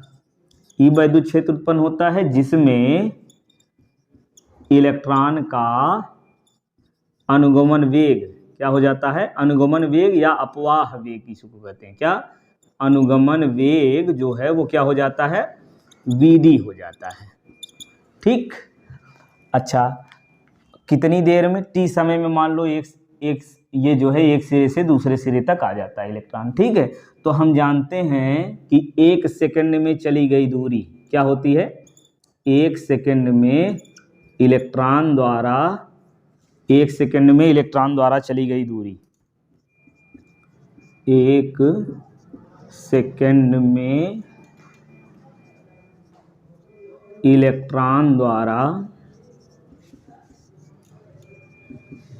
चली गई दूरी, इलेक्ट्रॉन द्वारा चली गई दूरी कितनी होगी?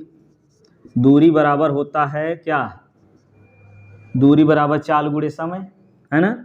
दूरी बराबर, या इसे कह लीजिए चाल बराबर होता है दूरी बटे समय। ये याद किए ना? तो दूरी बराबर क्या होगा? चाल गुणे समय। तो 1 सेकंड में तो समय 1 है, तो यहाँ क्या होगा? दूरी बराबर चाल गुणे समय 1 का गुणा करेंगे वही चाल आएगा, है ना? तो 1 सेकंड में चली गई दूरी वो चाल के बराबर हो जाएगी, और चाल कितनी है? Vd। तो ये दूरी जो है Vd के बराबर आ जाएगी 1 सेकंड में। तो ये दूरी मिल गई, और क्षेत्रफल कितना है? a। अगर क्षेत्रफल a है, Vd दूरी तक आया है, a क्षेत्रफल से Vd दूरी तक आया है, तो आयतन कितना होगा? आयतन कितना होगा? यहीं लिख दें, आयतन बराबर क्षेत्रफल गुणे दूरी यानी Vd हो गया। ये आयतन हो गया, कुल आयतन। तो एकांक आयतन में इलेक्ट्रॉनों की संख्या n है, तो कुल इलेक्ट्रॉनों की संख्या हो जाएगी कितनी? कुल इलेक्ट्रॉनों की संख्या, अब कौन सी संख्या? 1 सेकंड में ना, 1 सेकंड में इलेक्ट्रॉनों की संख्या कितनी हो जाएगी? इलेक्ट्रॉनों की संख्या कैसे निकालेंगे? एकांक आयतन में, एक आयतन में n है, तो AVD आयतन में कितना होगा, n AVD। बात समझ में आई? जैसे कहते हैं ना, एक कलम का मूल्य 5 रुपये, तो 3 कलम का मूल्य कितना होगा, 5 गुणे 3। तो ऐसे एक आयतन में कितने इलेक्ट्रॉन हैं, एक हैं, तो AVD आयतन में कितना होगा, 1 गुणे AVD हो जाएगा। ठीक, उसी प्रकार से ये जो है गुणा कर लेंगे। एक एकांक आयतन में उपस्थित इलेक्ट्रॉन संख्या n है, तो कुल आयतन में इतने इलेक्ट्रॉन हो जाएंगे। इलेक्ट्रॉनों की संख्या मिल गई, 1 सेकंड में इतने इलेक्ट्रॉन। तो 1 सेकंड में प्रवाहित आवेश निकाल लिया जाए। 1 सेकंड में प्रवाहित आवेश, 1 सेकंड में प्रवाहित आवेश क्या होता है, आवेश Q बराबर n इंटू ई। n मतलब कुल इलेक्ट्रॉनों की संख्या गुणे 1 इलेक्ट्रॉन पर आवेश। तो कुल इलेक्ट्रॉनों की संख्या कितना हो गई, n AVD और गुणे E। तो ये कुल आवेश का क्या मिला, 1 सेकंड में प्रवाहित आवेश। और 1 सेकंड में प्रवाहित आवेश को क्या कहते हैं, विद्युत धारा। तो यहाँ से आ जाएगा विद्युत धारा बराबर, विद्युत धारा I बराबर NA, या E आगे लिख लीजिए, NEAVD। तो ये धारा और अनुगमन वेग में संबंध हो गया। ठीक, अगला हमको पढ़ना है कि वृत्ताकार धारावाही लूप के केंद्र पर चुंबकीय क्षेत्र तीव्रता। ये बात समझ में आ गई ना? चलिए, अब वृत्ताकार धारावाही लूप के केंद्र पर चुंबकीय क्षेत्र तीव्रता, तो ये देखिए क्विक रिवीजन करना हमको, तो आप एक बार पढ़ ही चुके हैं, इसलिए थोड़ा जल्दी जल्दी बता रहे हैं। अगला क्या है कि धारावाही, देखिए ये चालक तार है, मान लेंगे R त्रिज्या का है, R त्रिज्या का क्या है, वृत्ताकार धारावाही लूप है। धारावाही लूप मतलब इसमें धारा प्रवाहित हो रही है। ठीक, क्या कहेंगे कि निर्वात में R त्रिज्या का एक धारावाही चालक तार है जिसमें I एम्पियर की धारा प्रवाहित होती है। ठीक, तो केंद्र से R दूरी पर स्थित इस तार के अल्पांश dl, तार के अल्पांश dl में उत्पन्न चुंबकीय क्षेत्र की तीव्रता क्या कहेंगे, वृत्ताकार, चलिए लिख दे रहे हैं, वृत्ताकार धारावाही लूप के पृष्ठ पर या तार के इस परिधि पर, पृष्ठ पर सूक्ष्म या कह लेंगे अल्पांश, पृष्ठ के एकांक अल्पांश dl, अल्पांश dl के कारण उत्पन्न क्या, चुंबकीय क्षेत्र की तीव्रता। चुंबकीय क्षेत्र की तीव्रता कितनी होगी, dB, बायो-सेवर्ट के नियमानुसार। चुंबकीय क्षेत्र तीव्रता यहाँ लिखना चाहें तो लिख दें क्या, बायो-सेवर्ट के नियमानुसार, बायो-सेवर्ट के नियमानुसार। तो बायो-सेवर्ट के नियमानुसार क्या मिलेगा, dB बराबर μ0/4 पाई IDL sine theta upon R square. ये होता है ना, थीटा क्या है, अल्पांश और इस बिंदु को मिलाने वाली रेखा के बीच का कोण है। ठीक, अब देखिए, चूंकि स्पर्शी त्रिज्या पर लंब होती है, यहाँ लिखेंगे चूंकि स्पर्शी त्रिज्या पर लंब होती है, चूंकि स्पर्शी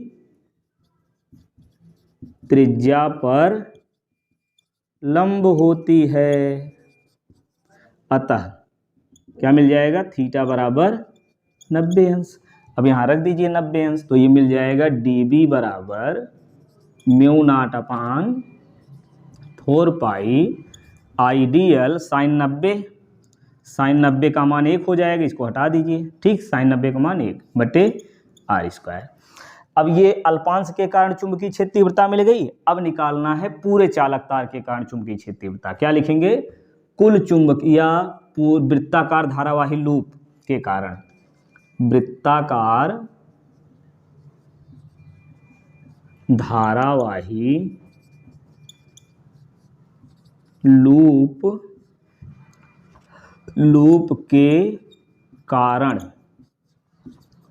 कुल वैद्युत क्षेत्र की तीव्रता या परिणामी वैद्युत क्षेत्र की तीव्रता कितनी हो जाएगी। देखिए थोड़ा सा मिला है, पूरा ज्ञात करना तो समाकलन करना पड़ेगा। कर लीजिए समाकलन। तो ये समाकलन में लिखेंगे कितना, ये क्लियर दिख रहा है, dB दिख रहा है नहीं?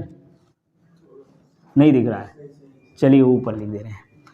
तो ये बन जाएगा कितना, समाकलन करेंगे जब तो ये आएगा समाकलन, ये dB, फिर समाकलन में कितना, नियतांक बाहर कर लेंगे।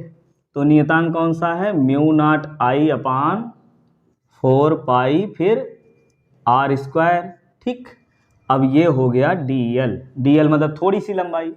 अब यहाँ देखिए b का अवकलन करके समाकलन किया गया तो कुल चुंबकीय क्षेत्र तीव्रता यहाँ आ जाएगी, क्या आएगी, कुल चुंबकीय क्षेत्र की तीव्रता कितना, b बराबर ये बनेगा mu naught I upon 4 pi R square. ठीक, अब पूरी लंबाई कितनी हो जाएगी, थोड़ी सी लंबाई dl है तो r त्रिज्या है ना, तो पूरी लंबाई कितनी हो जाएगी, परिधि के बराबर यानी 2 पाई r।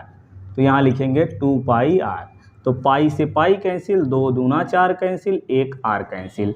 तो यहाँ से मिल जाएगा हमको b बराबर म्यू नॉट आई, और ये ऊपर कट गया सब कुछ, तो नीचे बचा क्या है 2r। ये हो गया वृत्ताकार धारावाही लूप के कारण चुंबकीय क्षेत्र की तीव्रता। चलिए अब समझेंगे दो समांतर धारावाही तारों के बीच बल। देखिए क्या होता है कि दो तार हैं, एक तार में धारा प्रवाहित करेंगे तो इसके चारों ओर चुंबक हो जाएगा, चारों ओर चुंबकीय क्षेत्र। इस तार में धारा प्रवाहित करेंगे, इसमें भी चुंबक आ गया, तो दो चुंबक होगा तो क्या होगा, आकर्षण होगा, या फिर विपरीत ध्रुव होगा तो प्रतिकर्षण। बहुत बढ़िया। तो फिर क्या करेंगे, दो समांतर तार मान लेंगे। देखिए दो, शुरुआत कैसे करेंगे कि दो समांतर धारावाही चालक तार PQ और RS हैं।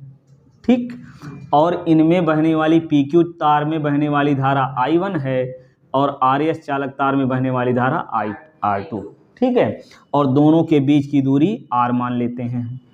ठीक, अब देखो इस चालक तार, या पहले कह लीजिए इस चालक तार में यानी PQ चालक तार में जब धारा प्रवाहित करेंगे चारों ओर चुंबकीय क्षेत्र होगा, तो इस चालक तार से R दूरी पर चुंबकीय क्षेत्र तीव्रता पहले निकाल लेंगे। कैसे, क्या लिखेंगे यहाँ, PQ चालक तार में, PQ चालक तार में I1 धारा प्रवाहित करने पर, I1 धारा प्रवाहित करने पर कितनी दूरी पर, R दूरी पर, ये दूरी R है ना, प्रवाहित करने पर R दूरी पर चुंबकीय क्षेत्र की तीव्रता। तो चुंबकीय क्षेत्र तीव्रता B बराबर होता है mu naught I upon 2 pi R। तो यहाँ देखिए I मतलब धारा I1 है और दूरी R है, तो R ऐसे रहने दीजिए। तो ये मिल गया क्या, चुंबकीय क्षेत्र की तीव्रता। पहले चालक तार के कारण इतना चुंबकीय क्षेत्र मिल गया। अब इस चुंबकीय क्षेत्र की दिशा हम बताए थे ना फ्लेमिंग के दाएं हाथ के नियम से, कैसे, अब ये अंगूठा धारा की दिशा में होगा, अंगुलियां उधर होंगी जिधर चुंबकीय क्षेत्र ज्ञात करना है, तो हथेली से जिधर धक्का देंगे उधर चुंबकीय क्षेत्र होगा। अंगूठा धारा की दिशा में हो गया, इधर ज्ञात करना है तो किधर धकेलेंगे, अंदर की ओर। तो यहाँ चुंबकीय क्षेत्र की दिशा हो जाएगी अंदर की ओर, और अंदर की ओर इसको हम क्रॉस से दिखाते हैं। ठीक, चुंबकीय क्षेत्र दिशा यहाँ अंदर की ओर हो गई। यहाँ लिखना चाहें तो लिख दें अंदर की ओर।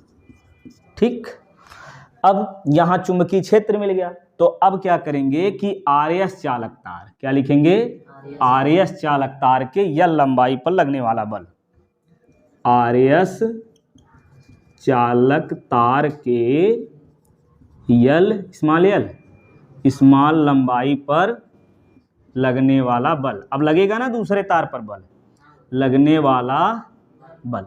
अच्छा एक चीज़ और, दूसरे तार में जब धारा प्रवाहित करेंगे तब बल लगेगा ना, उसको भी लिख लीजिए। RS चालक तार में I एम्पियर की धारा प्रवाहित करने पर, पूरा लिखना पड़ेगा, RS चालक तार में I2 धारा प्रवाहित करने पर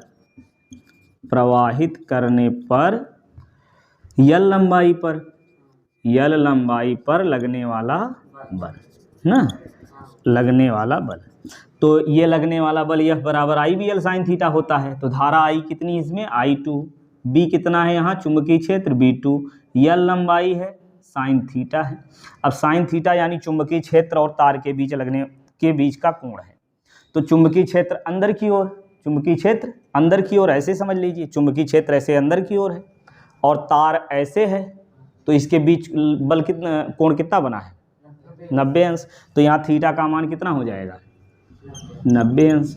और थीटा का मान यहाँ जब 90 रखेंगे तो नीचे रखें, दिख रहा है नहीं दिख रहा है, नीचे लिखे नहीं, लिख दें तो क्या लिखेंगे समीकरण। अच्छा एक काम करिए, F बराबर पहले मान रख लीजिए I2 B, B2 कहाँ, यहाँ B1 होगा ना, B1 L साइन 90, और साइन 90 का मान 1 होता है। तो यहाँ से लगने वाला बल हमको मिल जाएगा F बराबर I2 B1 L। ठीक, साइन 90 का मान 1 नहीं लिखेंगे यहाँ। अब क्या करेंगे, समीकरण 1 से B1 का मान रख दीजिए। समीकरण 1 से B1 का मान रखने पर तो रखिए, तो F बराबर आ गया I2 और B1 पहले लिख दे रहे हैं कितना, म्यू नॉट I1 अपान 2 पाई R, ये B1 हो गया। इसके अलावा बचा क्या, I2 और L। ठीक, तो इसको थोड़ा ऐसे लिख लीजिए, म्यू नॉट अपान 2 पाई I1 I2 अपान R इंटू L। ठीक, इस L को इधर कर लीजिए, बटे L हो जाएगा। ठीक, अब देखिए ये हमारा फार्मूला मिल गया, इसके बीच लगने वाला बल ना। यहीं से जो है धारा की 1 एम्पियर की अंतर्राष्ट्रीय परिभाषा यहाँ से बनती है, मानक एम्पियर की परिभाषा। तो मानक एम्पियर की परिभाषा कैसे करेंगे, देखिए यहाँ होता है, मान लेंगे लंबाई 1 मीटर, एकांक लंबाई है, तार की लंबाई कितनी मान लेंगे, एकांक मीटर, या कह लीजिए 1 मीटर। I1 और I2 इसको भी 1 मान लो, विद्युत धारा का मात्रक एम्पियर होता है तो 1 एम्पियर हो जाएगा। ठीक, और बीच की दूरी भी 1 मीटर लेंगे, और जब बीच की दूरी 1 मीटर लेंगे तो यहाँ से F का मान कितना हो जाएगा भाई, F बराबर देखिए बटे L, इसका मान 1 हो गया, म्यू नॉट अपान 2 पाई का मान कितना होता है 2 गुणे 10 की घात -7, I1 I2 R सब 1 हो गया, तो इतने न्यूटन का बल लगेगा। इतने न्यूटन का बल कब लगेगा, जब एकांक लंबाई के चालक तार को 1 मीटर दूरी पर रख करके 1 एम्पियर धारा दोनों में प्रवाहित किया जाए। ठीक, कैसे कहेंगे, एकांक लंबाई के चालक तार, एकांक लंबाई के 2 समांतर तारों को 1 मीटर दूरी पर रख करके जब दोनों में 1 एम्पियर धारा प्रवाहित करते हैं तो उन तारों के बीच लगने वाला बल 2 गुणे 10 की घात -7 न्यूटन होता है। ठीक, चलिए ये हो गया लगने वाला बल। अब देखेंगे धारामापी का वोल्ट मीटर के रूप में रूपांतरण और एमीटर के रूप में रूपांतरण। धारामापी का, धारामापी समझते हैं, जिससे धारा मापी जाती है। ठीक है, विद्युत धारा का मापन जिससे होता है वो क्या होता है, धारामापी। ठीक है, अब धारामापी का एक बार एमीटर के रूप में रूपांतरण करना, एक बार वोल्ट मीटर, दोनों में से एक ही आएगा, दोनों में से एक ही आएगा। तो पहले देखते हैं धारामापी का एमीटर के रूप में रूपांतरण। एमीटर जो है, एमीटर जो कि धारा मापते हैं ना, विद्युत धारा, तो विद्युत धारा अधिक करने के लिए प्रतिरोध कम करना पड़ेगा। प्रतिरोध मतलब धारा के मार्ग में रुकावट, रुकावट अगर कम होगी तो धारा ज़्यादा हो जाएगी, है ना। तो प्रतिरोध कम करना होगा, और प्रतिरोध कम करने के लिए क्या करते हैं, समांतर क्रम में जोड़ते हैं। तो इसमें लिखेंगे शुरुआत में हम कि धारामापी को एमीटर के रूप में रूपांतरित करने के लिए क्या करते हैं, धारामापी जी को एक शंट ना, एक शंट यस प्रतिरोध से किस क्रम में जोड़ेंगे, समांतर क्रम में जोड़ देते हैं, समांतर क्रम में जोड़ते हैं। ठीक, अब जोड़ लीजिए समांतर क्रम में, कैसे, ये हो गया हमारा धारामापी, ये चलो धारामापी ऐसे बना दे, या जी लिख दे रहे हैं यहाँ, क्या लिख दें, धारामापी जी हो गया, और फिर समांतर क्रम में एक कम प्रतिरोध वाले तार को जोड़ देंगे। ठीक, अब देखिए इसमें धारा जो निकलेगी आएगी I एम्पियर की धारा आई, और जिसमें से धारामापी में बहने वाली धारा IG हो गई, I में से IG धारा इधर आ गई, तो जो शेष बचेगी वो इधर आएगी। तो इसमें बहने वाली धारा कितनी हो जाएगी, मान लो 5 एम्पियर धारा आ रही थी, उसमें से 2 एम्पियर इधर चला गया, इधर कितनी आएगी, 3, समझ गए। तो उसी प्रकार से कैसे किए, 5 में से 2 घटा दिए, जितना इधर गया था वही घटा दिए, तो I में से IG इधर गया है, तो इधर कितना बचेगा, I माइनस IG, है कि नहीं, इतनी धारा इधर आएगी भाई। ठीक, बस ऐसे कैसे शुरुआत में लिखेंगे कि धारा मापी को एमीटर के रूप में रूपांतरित करने के लिए धारा मापी से एक कम प्रतिरोध वाले तार या शंट को समांतर क्रम में जोड़ देते हैं, तो जोड़ दिया। फिर कहेंगे कि धारा मापी में कुल बहने वाली धारा IG है और कुल धारा कितनी है, I है। ठीक, इतना मानने के बाद ये फिगर बना लेंगे। तो फिर देखिए, जब समांतर क्रम में जोड़ा जाता है तो विभवांतर बराबर होता है ना, तो यहाँ इसको मान लेंगे A B C D। ठीक, ABCD मान लो, कोई दिक्कत नहीं है। तो यहाँ फिर लिखेंगे क्या, AB के सिरों के बीच का विभवांतर, के बीच का विभवांतर ये बराबर होगा CD सिरे के बीच के विभवांतर या DC के सिरों के बीच का क्या, विभवांतर, है ना, के बीच का विभवांतर। अब विभवांतर V बराबर IR होता है, धारा गुणे प्रतिरोध, तो धारा इसमें कितनी है, IG धारा है और प्रतिरोध कितना है, कैपिटल G, बराबर इसमें धारा कितनी है, I माइनस IG, और प्रतिरोध कितना है, यस। ठीक, तो कितने प्रतिरोध या इसमें धारा निकालनी है तो धारा निकाल लेंगे, प्रतिरोध निकालना है प्रतिरोध निकाल लेंगे। ठीक है, तो चलिए हम प्रतिरोध निकाल लेते हैं यहाँ से। ये कितना बनेगा, IG, देखिए प्रतिरोध निकालने के लिए मतलब यस, कितने प्रतिरोध के तार को जोड़ना है ये निकालना है। अगर तो यस का मान, तो ये चीज़ आएगी इधर बटे हो जाएगा ना, बताया ना कि ऊपर रहता है तो उधर जाएगा, नीचे हो जाएगा, तो किधर ना बनेगा, IG अपनी जगह है, इसको जो है यस के पास से हटा करके यहाँ जब करेंगे तो ये क्या होगा, बटे में हो जाएगा I minus IG into capital G। ठीक, बस हो गया, ये बात समझ में आई। या G का मान अगर निकालना चाहें, या G बराबर कितना होगा वो उधर जाएगा, तो I माइनस IG बटे IG इंटू यस, अलग अलग बटे करके ऐसे भी लिख सकते हो, I upon IG minus 1 into yes. समझ गए, ये क्या हो गया, धारा मापी का एमीटर के रूप में रूपांतरण। ठीक, अब समझेंगे कि धारा मापी का वोल्ट मीटर के रूप में रूपांतरण, तो फिर उसी प्रकार से लिखेंगे कि धारा मापी का वोल्ट मीटर के रूप में रूपांतरित करने के लिए एक कम प्रतिरोध वाले तार को जोड़ेंगे श्रेणी क्रम में। कैसे जोड़ेंगे, श्रेणी क्रम में जोड़ देंगे। तो श्रेणी क्रम में जोड़ लीजिए, कैसे होगा, ये धारा मापी हो गया और इसमें एक कम प्रतिरोध वाला तार जोड़ देंगे। ठीक, तो धारा मापी इसमें जो धारा इसमें बहेगी वही धारा इसमें भी आएगी। ठीक, तो IG धारा बह रही है, प्रवाहित हो रही है, तो तार के सिरों के बीच का विभवांतर, तार के सिरों के बीच का विभवांतर। ठीक, अब विभवांतर कैसे होगा भाई, विभवांतर V बराबर क्या होता है, धारा गुणे प्रतिरोध। तो विभवांतर निकालना है तो पहले कुल प्रतिरोध निकालना पड़ेगा, है ना। पहले प्रतिरोध देखो, विभवांतर बराबर होता क्या, धारा गुणे प्रतिरोध।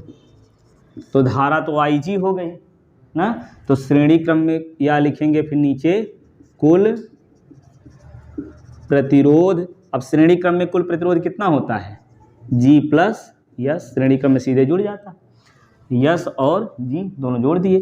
तो अब देखिए कुल प्रतिरोध मिल गया, धारा भी मिल गई। अब विभवांतर निकाल लीजिए, तो विभवांतर V बराबर IG into yes plus G। ठीक हो गया भाई, यहाँ से विभवांतर मिल गया, या IG का मान निकालना चाहें तो V अपान यस प्लस G कर सकते हैं। ये हो गया क्या, वोल्ट मीटर के रूप में रूपांतरण। बस समझ में आ गई। चलिए अब इसके बाद देखेंगे हम लोग ट्रांसफार्मर और परिणमन अनुपात। ठीक, तो ट्रांसफार्मर क्या होता है, ट्रांसफार्मर जो होता है ये विभव परिवर्तक का कार्य करता है। क्या करता है, विभव और धारा के मान में परिवर्तन करता है। विभव और धारा के मान, देखिए ट्रांसफार्मर जो होता है फॉर्म को चेंज करता है, ट्रांसफॉर्म ठीक है, धारा और विभव के फॉर्म को चेंज करता है। अब ट्रांसफार्मर जो है क्या बताएंगे, ट्रांसफार्मर वह युक्ति है जो धारा के मान में परिवर्तन करती है। क्या करती है, धारा के मान में परिवर्तन। और ट्रांसफार्मर दो प्रकार का होता है, एक होता है उच्चाई ट्रांसफार्मर और एक होता है अपचाई ट्रांसफार्मर। अपचाई ट्रांसफार्मर, ठीक, एक उच्चाई ट्रांसफार्मर और एक अपचाई ट्रांसफार्मर, ठीक। चलिए अब समझिए उच्चाई ट्रांसफार्मर। देखिए अभी बताया ना कि ट्रांसफार्मर वह युक्ति है जो धारा और विभवांतर के विभव के मान में परिवर्तन करती है, ठीक है। और ये दो प्रकार की होती है, उच्चाई ट्रांसफार्मर, अपचाई ट्रांसफार्मर।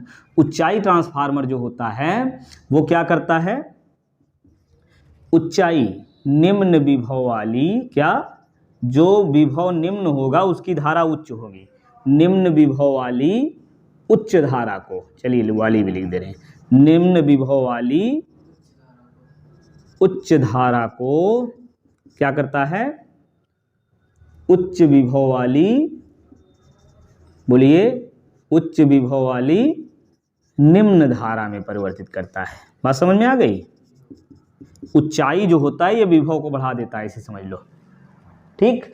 और जो अपचाई ट्रांसफार्मर होता है ये क्या करता है, ये जो है उच्च विभव वाली, ध्यान समझिए, उच्च विभव वाली क्या, निम्न धारा, उच्च विभव वाली निम्न धारा को क्या करता है, निम्न विभव वाली उच्च धारा में परिवर्तित करता है। समझ गए। अच्छा अब ये देखिए विभव को बढ़ा रहा है, तो ट्रांसफार्मर में दो कुंडलियां होती हैं, ठीक, दो कुंडलियां होती, ये अन्योन्य प्रेरण के सिद्धांत पर कार्य करता है। कैसे करता है, अन्योन्य प्रेरण के सिद्धांत पर।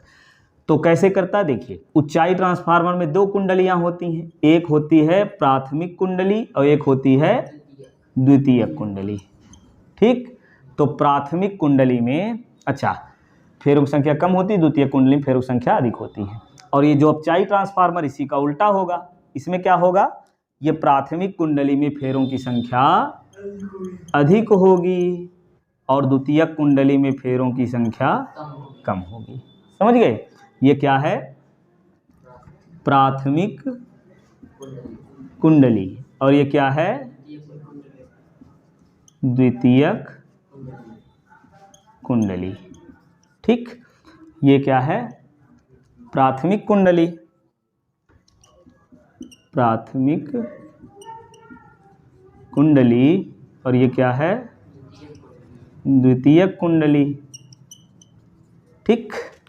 अब देखिए उच्चाई ट्रांसफार्मर ये क्या करता है, शुरुआत समझिए कि ट्रांसफार्मर अन्योन्य प्रेरण के सिद्धांत पर कार्य करता है, वह युक्ति है जो धारा और विभवांतर के मान में परिवर्तन कर देती है। दो प्रकार का होता है, उच्चाई ट्रांसफार्मर, अपचाई ट्रांसफार्मर। उच्चाई ट्रांसफार्मर निम्न विभव वाली उच्च धारा को उच्च विभव वाली निम्न धारा में बदलता है। और उच्चाई ट्रांसफार्मर के प्राथमिक कुंडली में फेरों की संख्या कम और द्वितीयक कुंडली में फेरों की संख्या अधिक होती है, ठीक है, ज्यादा होती है।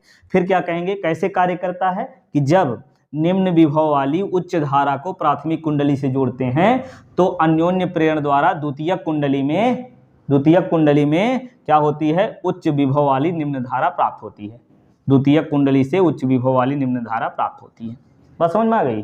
फिर वैसे यहाँ करेंगे अपचाई ट्रांसफार्मर। कैसे कि अपचाई ट्रांसफार्मर यह उच्च विभव वाली निम्न धारा को निम्न विभव वाली उच्च धारा में परिवर्तित करता है, ठीक। और अपचाई ट्रांसफार्मर के प्राथमिक कुंडली में फेरों की संख्या अधिक होती है, द्वितीयक कुंडली में फेरों की संख्या कम होती है।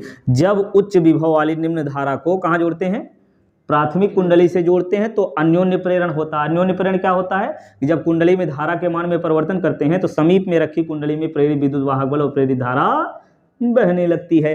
तो क्या होता है कि जब प्राथमिक कुंडली से उच्च विभव वाली निम्न धारा को जोड़ते हैं तो अन्योन्य प्रेरण होता है और द्वितीयक कुंडली से निम्न विभव वाली उच्च धारा प्राप्त होती है। तो इस प्रकार से ये ट्रांसफार्मर हो गया। अब इसमें समझेंगे हम परिणमन अनुपात। क्या, परिणमन अनुपात, ये कैसे निकालेंगे, ध्यान समझिए। अब मान लेंगे हम प्राथमिक कुंडली द्वितीयक कुंडली में फेरों की संख्या, ठीक है। कैसे, प्राथमिक कुंडली में फेरों की संख्या जो है NP, ठीक, और द्वितीयक कुंडली में फेरों की संख्या n यस है। ठीक है, फिर प्राथमिक कुंडली में आई पी धारा प्रवाहित की जाती है और द्वितीयक कुंडली में आई एस धारा प्राप्त होती है। ठीक, और प्राथमिक कुंडली में सिरों के बीच का विभवांतर Vp है और द्वितीयक कुंडली में सिरों के बीच का विभवांतर Vs है। ठीक, और उत्पन्न प्रेरित विद्युत वाहक बल प्राथमिक कुंडली में Ep है और द्वितीयक कुंडली में प्रेरित विद्युत वाहक बल Es है। बात समझ में आ गई। अब करना हमको क्या है कि दोनों कुंडलियों में हम निकालेंगे प्रेरित विद्युत वाहक बल। ठीक, कैसे, इसको मिटा दें, चलिए रहने दे रहे हैं। तो क्या करेंगे, प्राथमिक कुंडली में कि मिटा के कर दें, चलिए मिटा कर दे रहे हैं। प्राथमिक कुंडली में ये फिगर रहने दे रहे हैं, क्या प्राथमिक कुंडली में यहाँ मानेंगे प्राथमिक कुंडली के कारण उत्पन्न क्या, प्रेरित विद्युत वाहक बल, प्रेरित विद्युत वाहक बल। तो प्रेरित विद्युत वाहक बल E, अब देखिए प्राथमिक कुंडली में कितना होगा, EP बराबर होता है NP d फाई अपान dt। ठीक, ये हो गया समीकरण 1 मान लीजिए। फिर क्या लिखेंगे, द्वितीयक कुंडली में, द्वितीयक कुंडली के कारण उत्पन्न प्रेरित विद्युत वाहक बल, द्वितीयक कुंडली में उत्पन्न क्या, प्रेरित विद्युत वाहक बल। तो प्रेरित विद्युत वाहक बल द्वितीयक कुंडली में कितना होगा, ES बराबर, ये द्वितीयक कुंडली है ना, तो यहाँ ये प्राथमिक है तो यहाँ प्राइमरी लिखेंगे NP, और द्वितीयक कुंडली में NS d फाई अपान dt। ये हो गया समीकरण 2। अब क्या करेंगे, यही भाग दे देंगे। ठीक है, समीकरण 2 में 1 से भाग देने पर ये नीचे लिख दे रहे हैं, क्या समीकरण 2 में, समीकरण 2 में, हाँ समीकरण 1 से भाग देने पर। चलिए भाग दीजिए। अब कैसे भाग देंगे, ES अपान EP बराबर NS d फाई अपान dt है, और फिर बटे में NP d फाई अपान dt, ये d फाई अपान dt कर गया। ठीक, तो क्या मिला, ES अपान EP बराबर NS अपान NP। ठीक, इसी को हम कहते हैं परिणमन अनुपात। ठीक, इसी के अनुपात को क्या कहते हैं, परिणमन अनुपात। ये हो गया भाई, विद्युत वाहक बल इतना हो रहा है तो जितना विद्युत वाहक बल उत्पन्न होगा उसी अनुपात में जो है सिरों के बीच का विभवांतर भी होगा। तो विभवांतर भी यहाँ लिख सकते हैं, या कैसे लिख सकते हैं, या ये मिल जाएगा हमारा ES अपान EP बराबर VS अपान BP बराबर NS अपान NP बराबर R। ठीक, और अगर धारा के रूप में निकालना है तो दोनों शक्ति निकाल करके हम निकाल लेंगे। कैसे, प्राथमिक कुंडली में शक्ति नीचे लिखेंगे, क्या यदि धारा के रूप में निकालना है तो, धारा के रूप में निकालना है तो क्या करेंगे, प्राथमिक कुंडली की शक्ति, प्राथमिक कुंडली की, दिख रहा है कि नहीं, की प्राथमिक कुंडली की शक्ति बराबर द्वितीयक कुंडली की शक्ति, ना दिखे तो बता देना, द्वितीयक कुंडली की शक्ति। ठीक, शक्ति P बराबर होता है VI, इसका मतलब धारा गुणे विभवांतर। तो प्राथमिक कुंडली में सिरों के बीच का विभवांतर कितना है, VP, और प्राथमिक कुंडली में धारा IP। सही है। अब इसी प्रकार द्वितीयक कुंडली के सिरों के बीच का विभवांतर कितना है, VS, और धारा कितनी है, IS।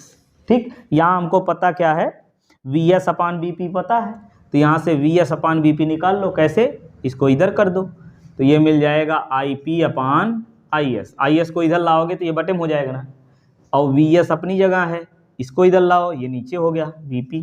समझ में आया। तो VS अपान BP का मान मिल गया IP upon IS, VS upon BP का मान IP अपान IS, तो यहाँ रख सकते हैं। इसको मान लो समीकरण क्या, 1 2 ये 3। ठीक, अब ये लिखेंगे समीकरण कितने, 3 से। अब समीकरण 3 से हमको मिल जाएगा ES अपान EP बराबर VS अपान VP बराबर N S upon N P और यही बराबर I P upon I S बराबर आर, ये दिख रहा है। चलिए, तो ये हो गया हमारा परिणमन अनुपात। ये ट्रांसफार्मर और जो है ये परिणमन अनुपात हो गया। अब जो है फिजिक्स भाग 1 का अंतिम सबसे इंपॉर्टेंट टॉपिक हम देखेंगे एलसीआर परिपथ। ठीक है, एलसीआर परिपथ में क्या होता है देखिए, अभी बहुत ही आसानी से आपको याद हो जाएगा। एलसीआर परिपथ यदि आप समझ लिए तो सीआर परिपथ भी समझ में आ जाए। क्या क्या? सीआर परिपथ, एलआर परिपथ, एलसीआर परिपथ, ये तीनों जो है अच्छे से समझ में आ जाएंगे, या एलसी परिपथ। ठीक है, चारों। तो इन चारों को एक बार में बहुत ही आसानी से समझ लेंगे। वैसे सिलेबस में हमारे क्या है, एलसी और एलसीआर परिपथ है। तो एलसीआर परिपथ आप याद कर लेंगे तो सब जो है अच्छे से कंफर्म हो जाएगा। ठीक, तो देखिए एलसीआर परिपथ, एल मतलब क्या होता है, प्रेरकत्व, सी क्या होता है, संधारित्र की धारिता, और आर क्या होता है, तार का प्रतिरोध। तीनों जान गए ना। यल क्या है, प्रेरकत्व। देखिए यल क्या है, प्रेरकत्व। तो हम इसमें समझेंगे, इसमें देखिए थोड़ा सा इंट्रोडक्शन के लिए यहाँ से ले लीजिए कि यल प्रेरकत्व की क्या है, कुंडली है। यल प्रेरकत्व की कुंडली है।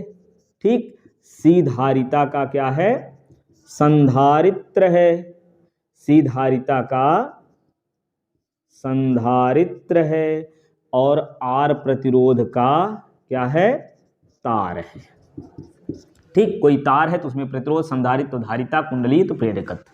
ठीक, अब यहां से याद रखिए, देखिए क्रम से, संधारित्र की धारिता, संधारित्र धारिता। तो संधारित्र में क्या होता है, धारा जो होती है वो आगे होती है। आई लिख दे, समझ जाएंगे। चलिए, धारा जो है वोल्टेज से आगे होती है और वोल्टेज पीछे होता है। कितना, 90 अंश। 90 अंश कालांतर से संधारित्र में धारा आगे होती है और वोल्टेज पीछे होता है। ठीक, चलिए अब प्रेरकत्व में इसी का उल्टा हो जाएगा। क्या उल्टा हो जाएगा कि धारा जो है वो वोल्टेज से 90 अंश कालांतर से पश्चगामी होती है, यानी पीछे होती है, और वोल्टेज जो होता है वो धारा से आगे होता है। कितना, 90 अंश। बात समझ में आ गई। और इसमें यानी प्रतिरोध में, यानी कोई चालक तार है तो उसमें धारा और वोल्टेज दोनों समान कला में होते हैं, एक साथ होते हैं, एक साथ चलते हैं। ठीक, इतनी बात आपको याद रखनी है। ठीक, तो चलिए अब एलसीआर परिपथ में हमको निकालना क्या है, प्रतिबाधा। सबसे पहले प्रतिबाधा, धारा और वोल्टेज के बीच कलांतर, और फिर शक्ति गुणांक, तीन चीजें। ठीक है, तो क्या हेडिंग होगी कि एलसीआर परिपथ में यदि प्रतिबाधा कहे तो प्रतिबाधा निकाल के छोड़ दीजिए, यदि कहेगा कि धारा और वोल्टेज के बीच कलांतर बताइए तो उसको निकाल लीजिए, शक्ति गुणांक कहे तो उसको निकाल दीजिए, अलग अलग, है ना। तो हम तीनों बता दे रहे हैं, जो निकालना हो आप आसानी से ज्ञात कर सकते हैं। ठीक है, तो चलिए शुरू करते हैं। एलसीआर परिपथ अभी बताया ना कि तीनों में कौन आगे पीछे होता, समझ गए। अब जब तीनों को एक साथ जोड़ दिया जाएगा तब देखना है कि धारा और वोल्टेज में कौन आगे होगा। ठीक, तो देखिए शुरुआत करते हैं कि यल प्रेरकत्व वाले, सुनिए, यल प्रेरकत्व वाली कुंडली सी धारिता के संधारित्र और आर प्रतिरोध के तार को एक प्रत्यावर्ती धारा स्रोत से जोड़ देते हैं। सबसे पहले यही लिखेंगे, क्या लिखेंगे, यल प्रेरकत्व वाली कुंडली सी धारिता के संधारित्र और आर प्रतिरोध वाले तार को, लो क्रम से बना दे रहे हैं ना, क्या कुंडली बना लीजिए, यल प्रेरकत्व वाली कुंडली और सी धारिता का संधारित्र और आर प्रतिरोध वाला तार, आर प्रतिरोध वाले तार को क्या करते हैं, श्रेणी क्रम में एक प्रत्यावर्ती धारा स्रोत से जोड़ देते हैं। बस इतना लिखने के बाद ये फिगर आप बना लीजिए अच्छे से। ठीक, और इसमें जो है ये वोल्टेज V बराबर क्या होगा, V0 साइन ओमेगा t होता है। ठीक, अब यहाँ लिखेंगे क्या है, यल प्रेरकत्व की कुंडली है, यल प्रेरकत्व की कुंडली है और सी धारिता का संधारित्र है, आर प्रतिरोध का ये तार है।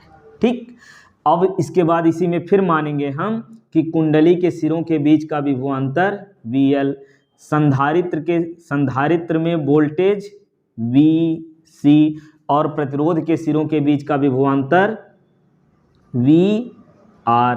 समझ गए, VL क्या है, कुंडली के सिरों के बीच का विभवांतर, संधारित्र के सिरों के बीच का विभवांतर, और VR क्या है, प्रतिरोध के सिरों के, या आर प्रतिरोध वाले तार के सिरों के बीच का विभवांतर हो गया। ठीक, अब इसके बाद तीनों में प्रतिरोध हो गया, ये तीनों में प्रतिरोध कितना होता है, प्रतिरोध भी लिख लेंगे, मानेंगे वही है ना, फिगर में लिखिए ना लिखिए लेकिन मानना पड़ेगा। क्या, कुंडली के सिरों के बीच का विभवांतर और कुंडली में जो प्रतिरोध होता है उसको हम बोलते हैं प्रतिबाधा। क्या बोलते हैं प्रेरण प्रतिघात।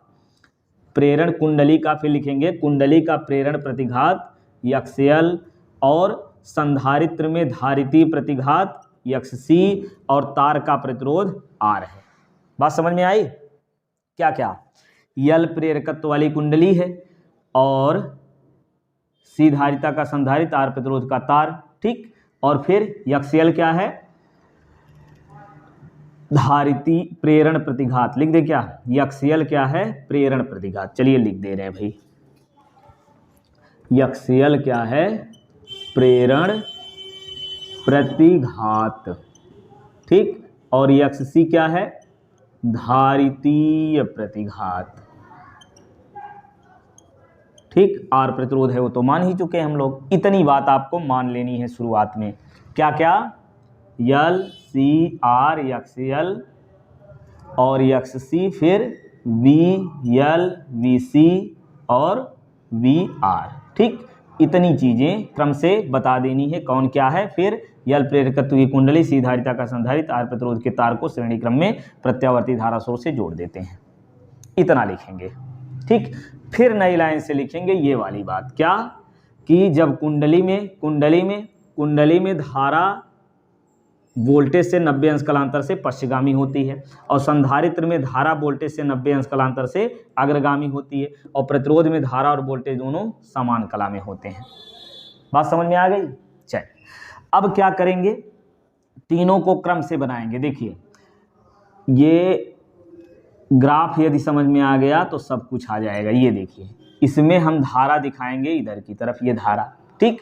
तो सबसे पहले प्रतिरोध वाले शुरू करिए। प्रतिरोध में जो वोल्टेज है, प्रतिरोध की जो वोल्टेज है वी आर, प्रतिरोध में वोल्टेज क्या माने, वी आर, तो ये वी आर और धारा दोनों समान कला में होते हैं तो धारा की दिशा में दिखाएंगे। किसको, वी आर को धारा की दिशा में। अब वी एल किधर दिखाएंगे भाई, वी एल किधर है, धारा से 90 अंश कलांतर से आगे है ना, वी एल जो है, चलिए यहाँ वी एल कर दे रहे हैं, वी सी कर दे रहे हैं, ठीक है। तो प्रेरकत्व के सिरों के बीच का विभवांतर जो है धारा से आगे होता है, कितना आगे, 90 अंश। अब इससे 90 अंश के कोण पर इधर दिखा दीजिए, ये बन जाएगा VL। और VC क्या है, 90 अंश पीछे, तो इसी से 90 अंश नीचे की ओर, ये हो गया VC, ठीक है। अब दोनों विपरीत दिशा में है तो परिणामी कितना बनेगा, VL माइनस VC, ये परिणामी हो गया।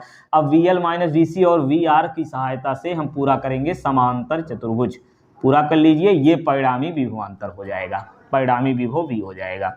VL माइनस VC, तो ये भी होगा VL माइनस VC, ठीक। अब परिणामी विभवांतर निकाल लेंगे आप, निकालिए। परिणामी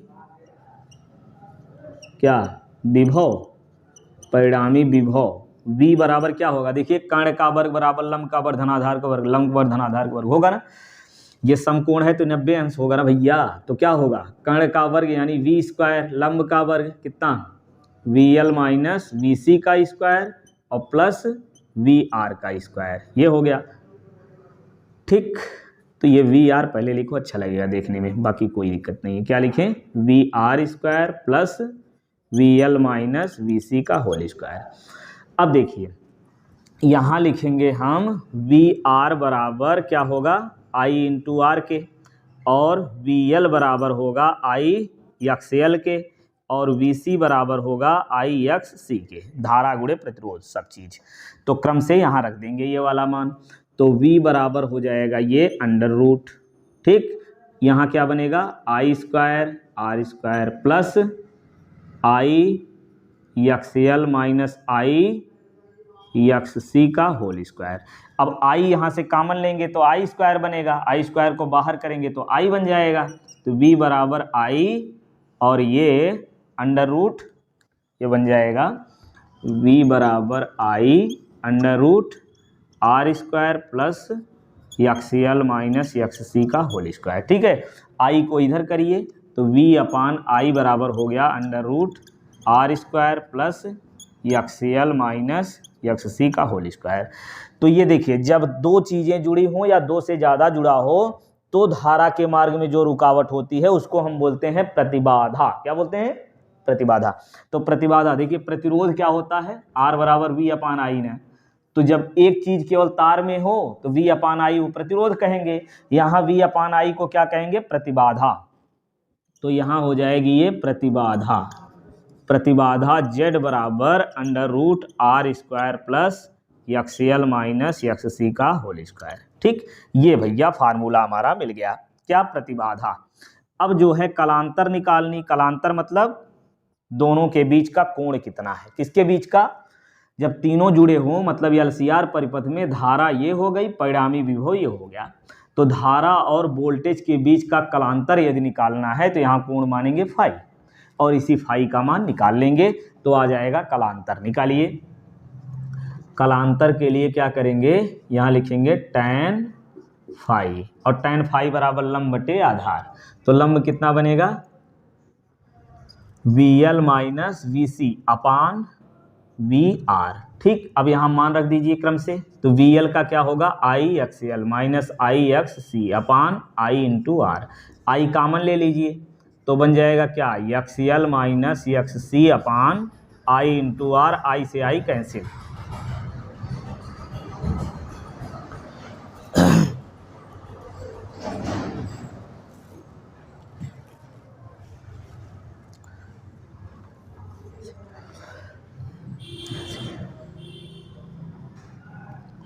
ये tan, अब यहाँ से ये tan फाई बराबर इतना आ गया है। तो एक काम करेंगे, यहाँ से फाई बराबर लिखेंगे क्या? फाई बराबर यहाँ, अब यहाँ से ये करेंगे, फाई का मान निकालेंगे। चलिए एक बार और लिख देते हैं। tan फाई बराबर कितना बचा है ये भैया? ये चलिए, तो यहाँ से फाई का मान कितना मिल जाएगा? tan इनवर्स में लिखेंगे क्या? XL माइनस XC है ना, अपान R। अब अगर कोणीय वेग दिया हो, कोणीय वेग के रूप में निकालना हो तो उसको भी निकाल लेंगे। कैसे निकालेंगे? होता है XL बराबर ओमेगा L और XC बराबर होता 1 अपान ओमेगा C। ठीक, यहाँ रख देंगे तो जो है कोणीय वेग के रूप में कलांतर आ जाए। कर दे रहे हैं। चलिए, फाई बराबर कितना आएगा? tan इनवर्स कितना? XL की जगह क्या लिखें? Omega L minus 1 upon omega C अपान R। ये हो गया भैया कलांतर। ठीक, अब अगर शक्ति गुणांक निकालना है तो शक्ति गुणांक कास फाई होता है। क्या होता है? Cos phi. तो कास निकालेंगे तो कास बराबर क्या होता है? आधार बटे कण, यानी VR अपान V कर देंगे तो शक्ति गुणांक आ जाएगा। तो निकाल दें इसको भी। चलिए निकाल लेते हैं। कहाँ? यही निकाल दें। शक्ति गुणांक कैसे निकालेंगे? कास फाई, का हेडिंग डालेंगे ना पहले, शक्ति गुणांक है ना। शक्ति गुणांक कास फाई बराबर क्या होगा? कास बराबर आधार बटे कण। आधार कितना है? VR अपान V। ठीक है, तो कास फाई का मान निकाल लीजिए। VR मतलब IR, और परिणामी V का मान यही हम निकालें, कहीं ये निकाले हैं ना, I इंटू इतना करके लिख लीजिए। I अंडर रूट क्या मिला है? R square plus XL minus XC का होल स्क्वायर। ठीक, और ये I से I कैंसिल। अब ये हमको मिल गया फार्मूला। कास फाई बराबर, यानी शक्ति गुणांक बराबर कास फाई बराबर ये मिल गया R बटे R square plus XL minus XC का होल स्क्वायर, और वो भी अंडर रूट में। ठीक, ये मिल गया हमारा क्या? शक्ति गुणांक। हो गया। ठीक, तो इस प्रकार से भाग 1 पूरा कंप्लीट हो गया है। इतना यदि पढ़ लेंगे तो इसमें से ही आपको मिल जाएगा, और भाग 2 सुबह जो है 7 बजे तक आपको मिल जाएगा। भाग 2 का भी पूरा डेरिवेशन इसी प्रकार से।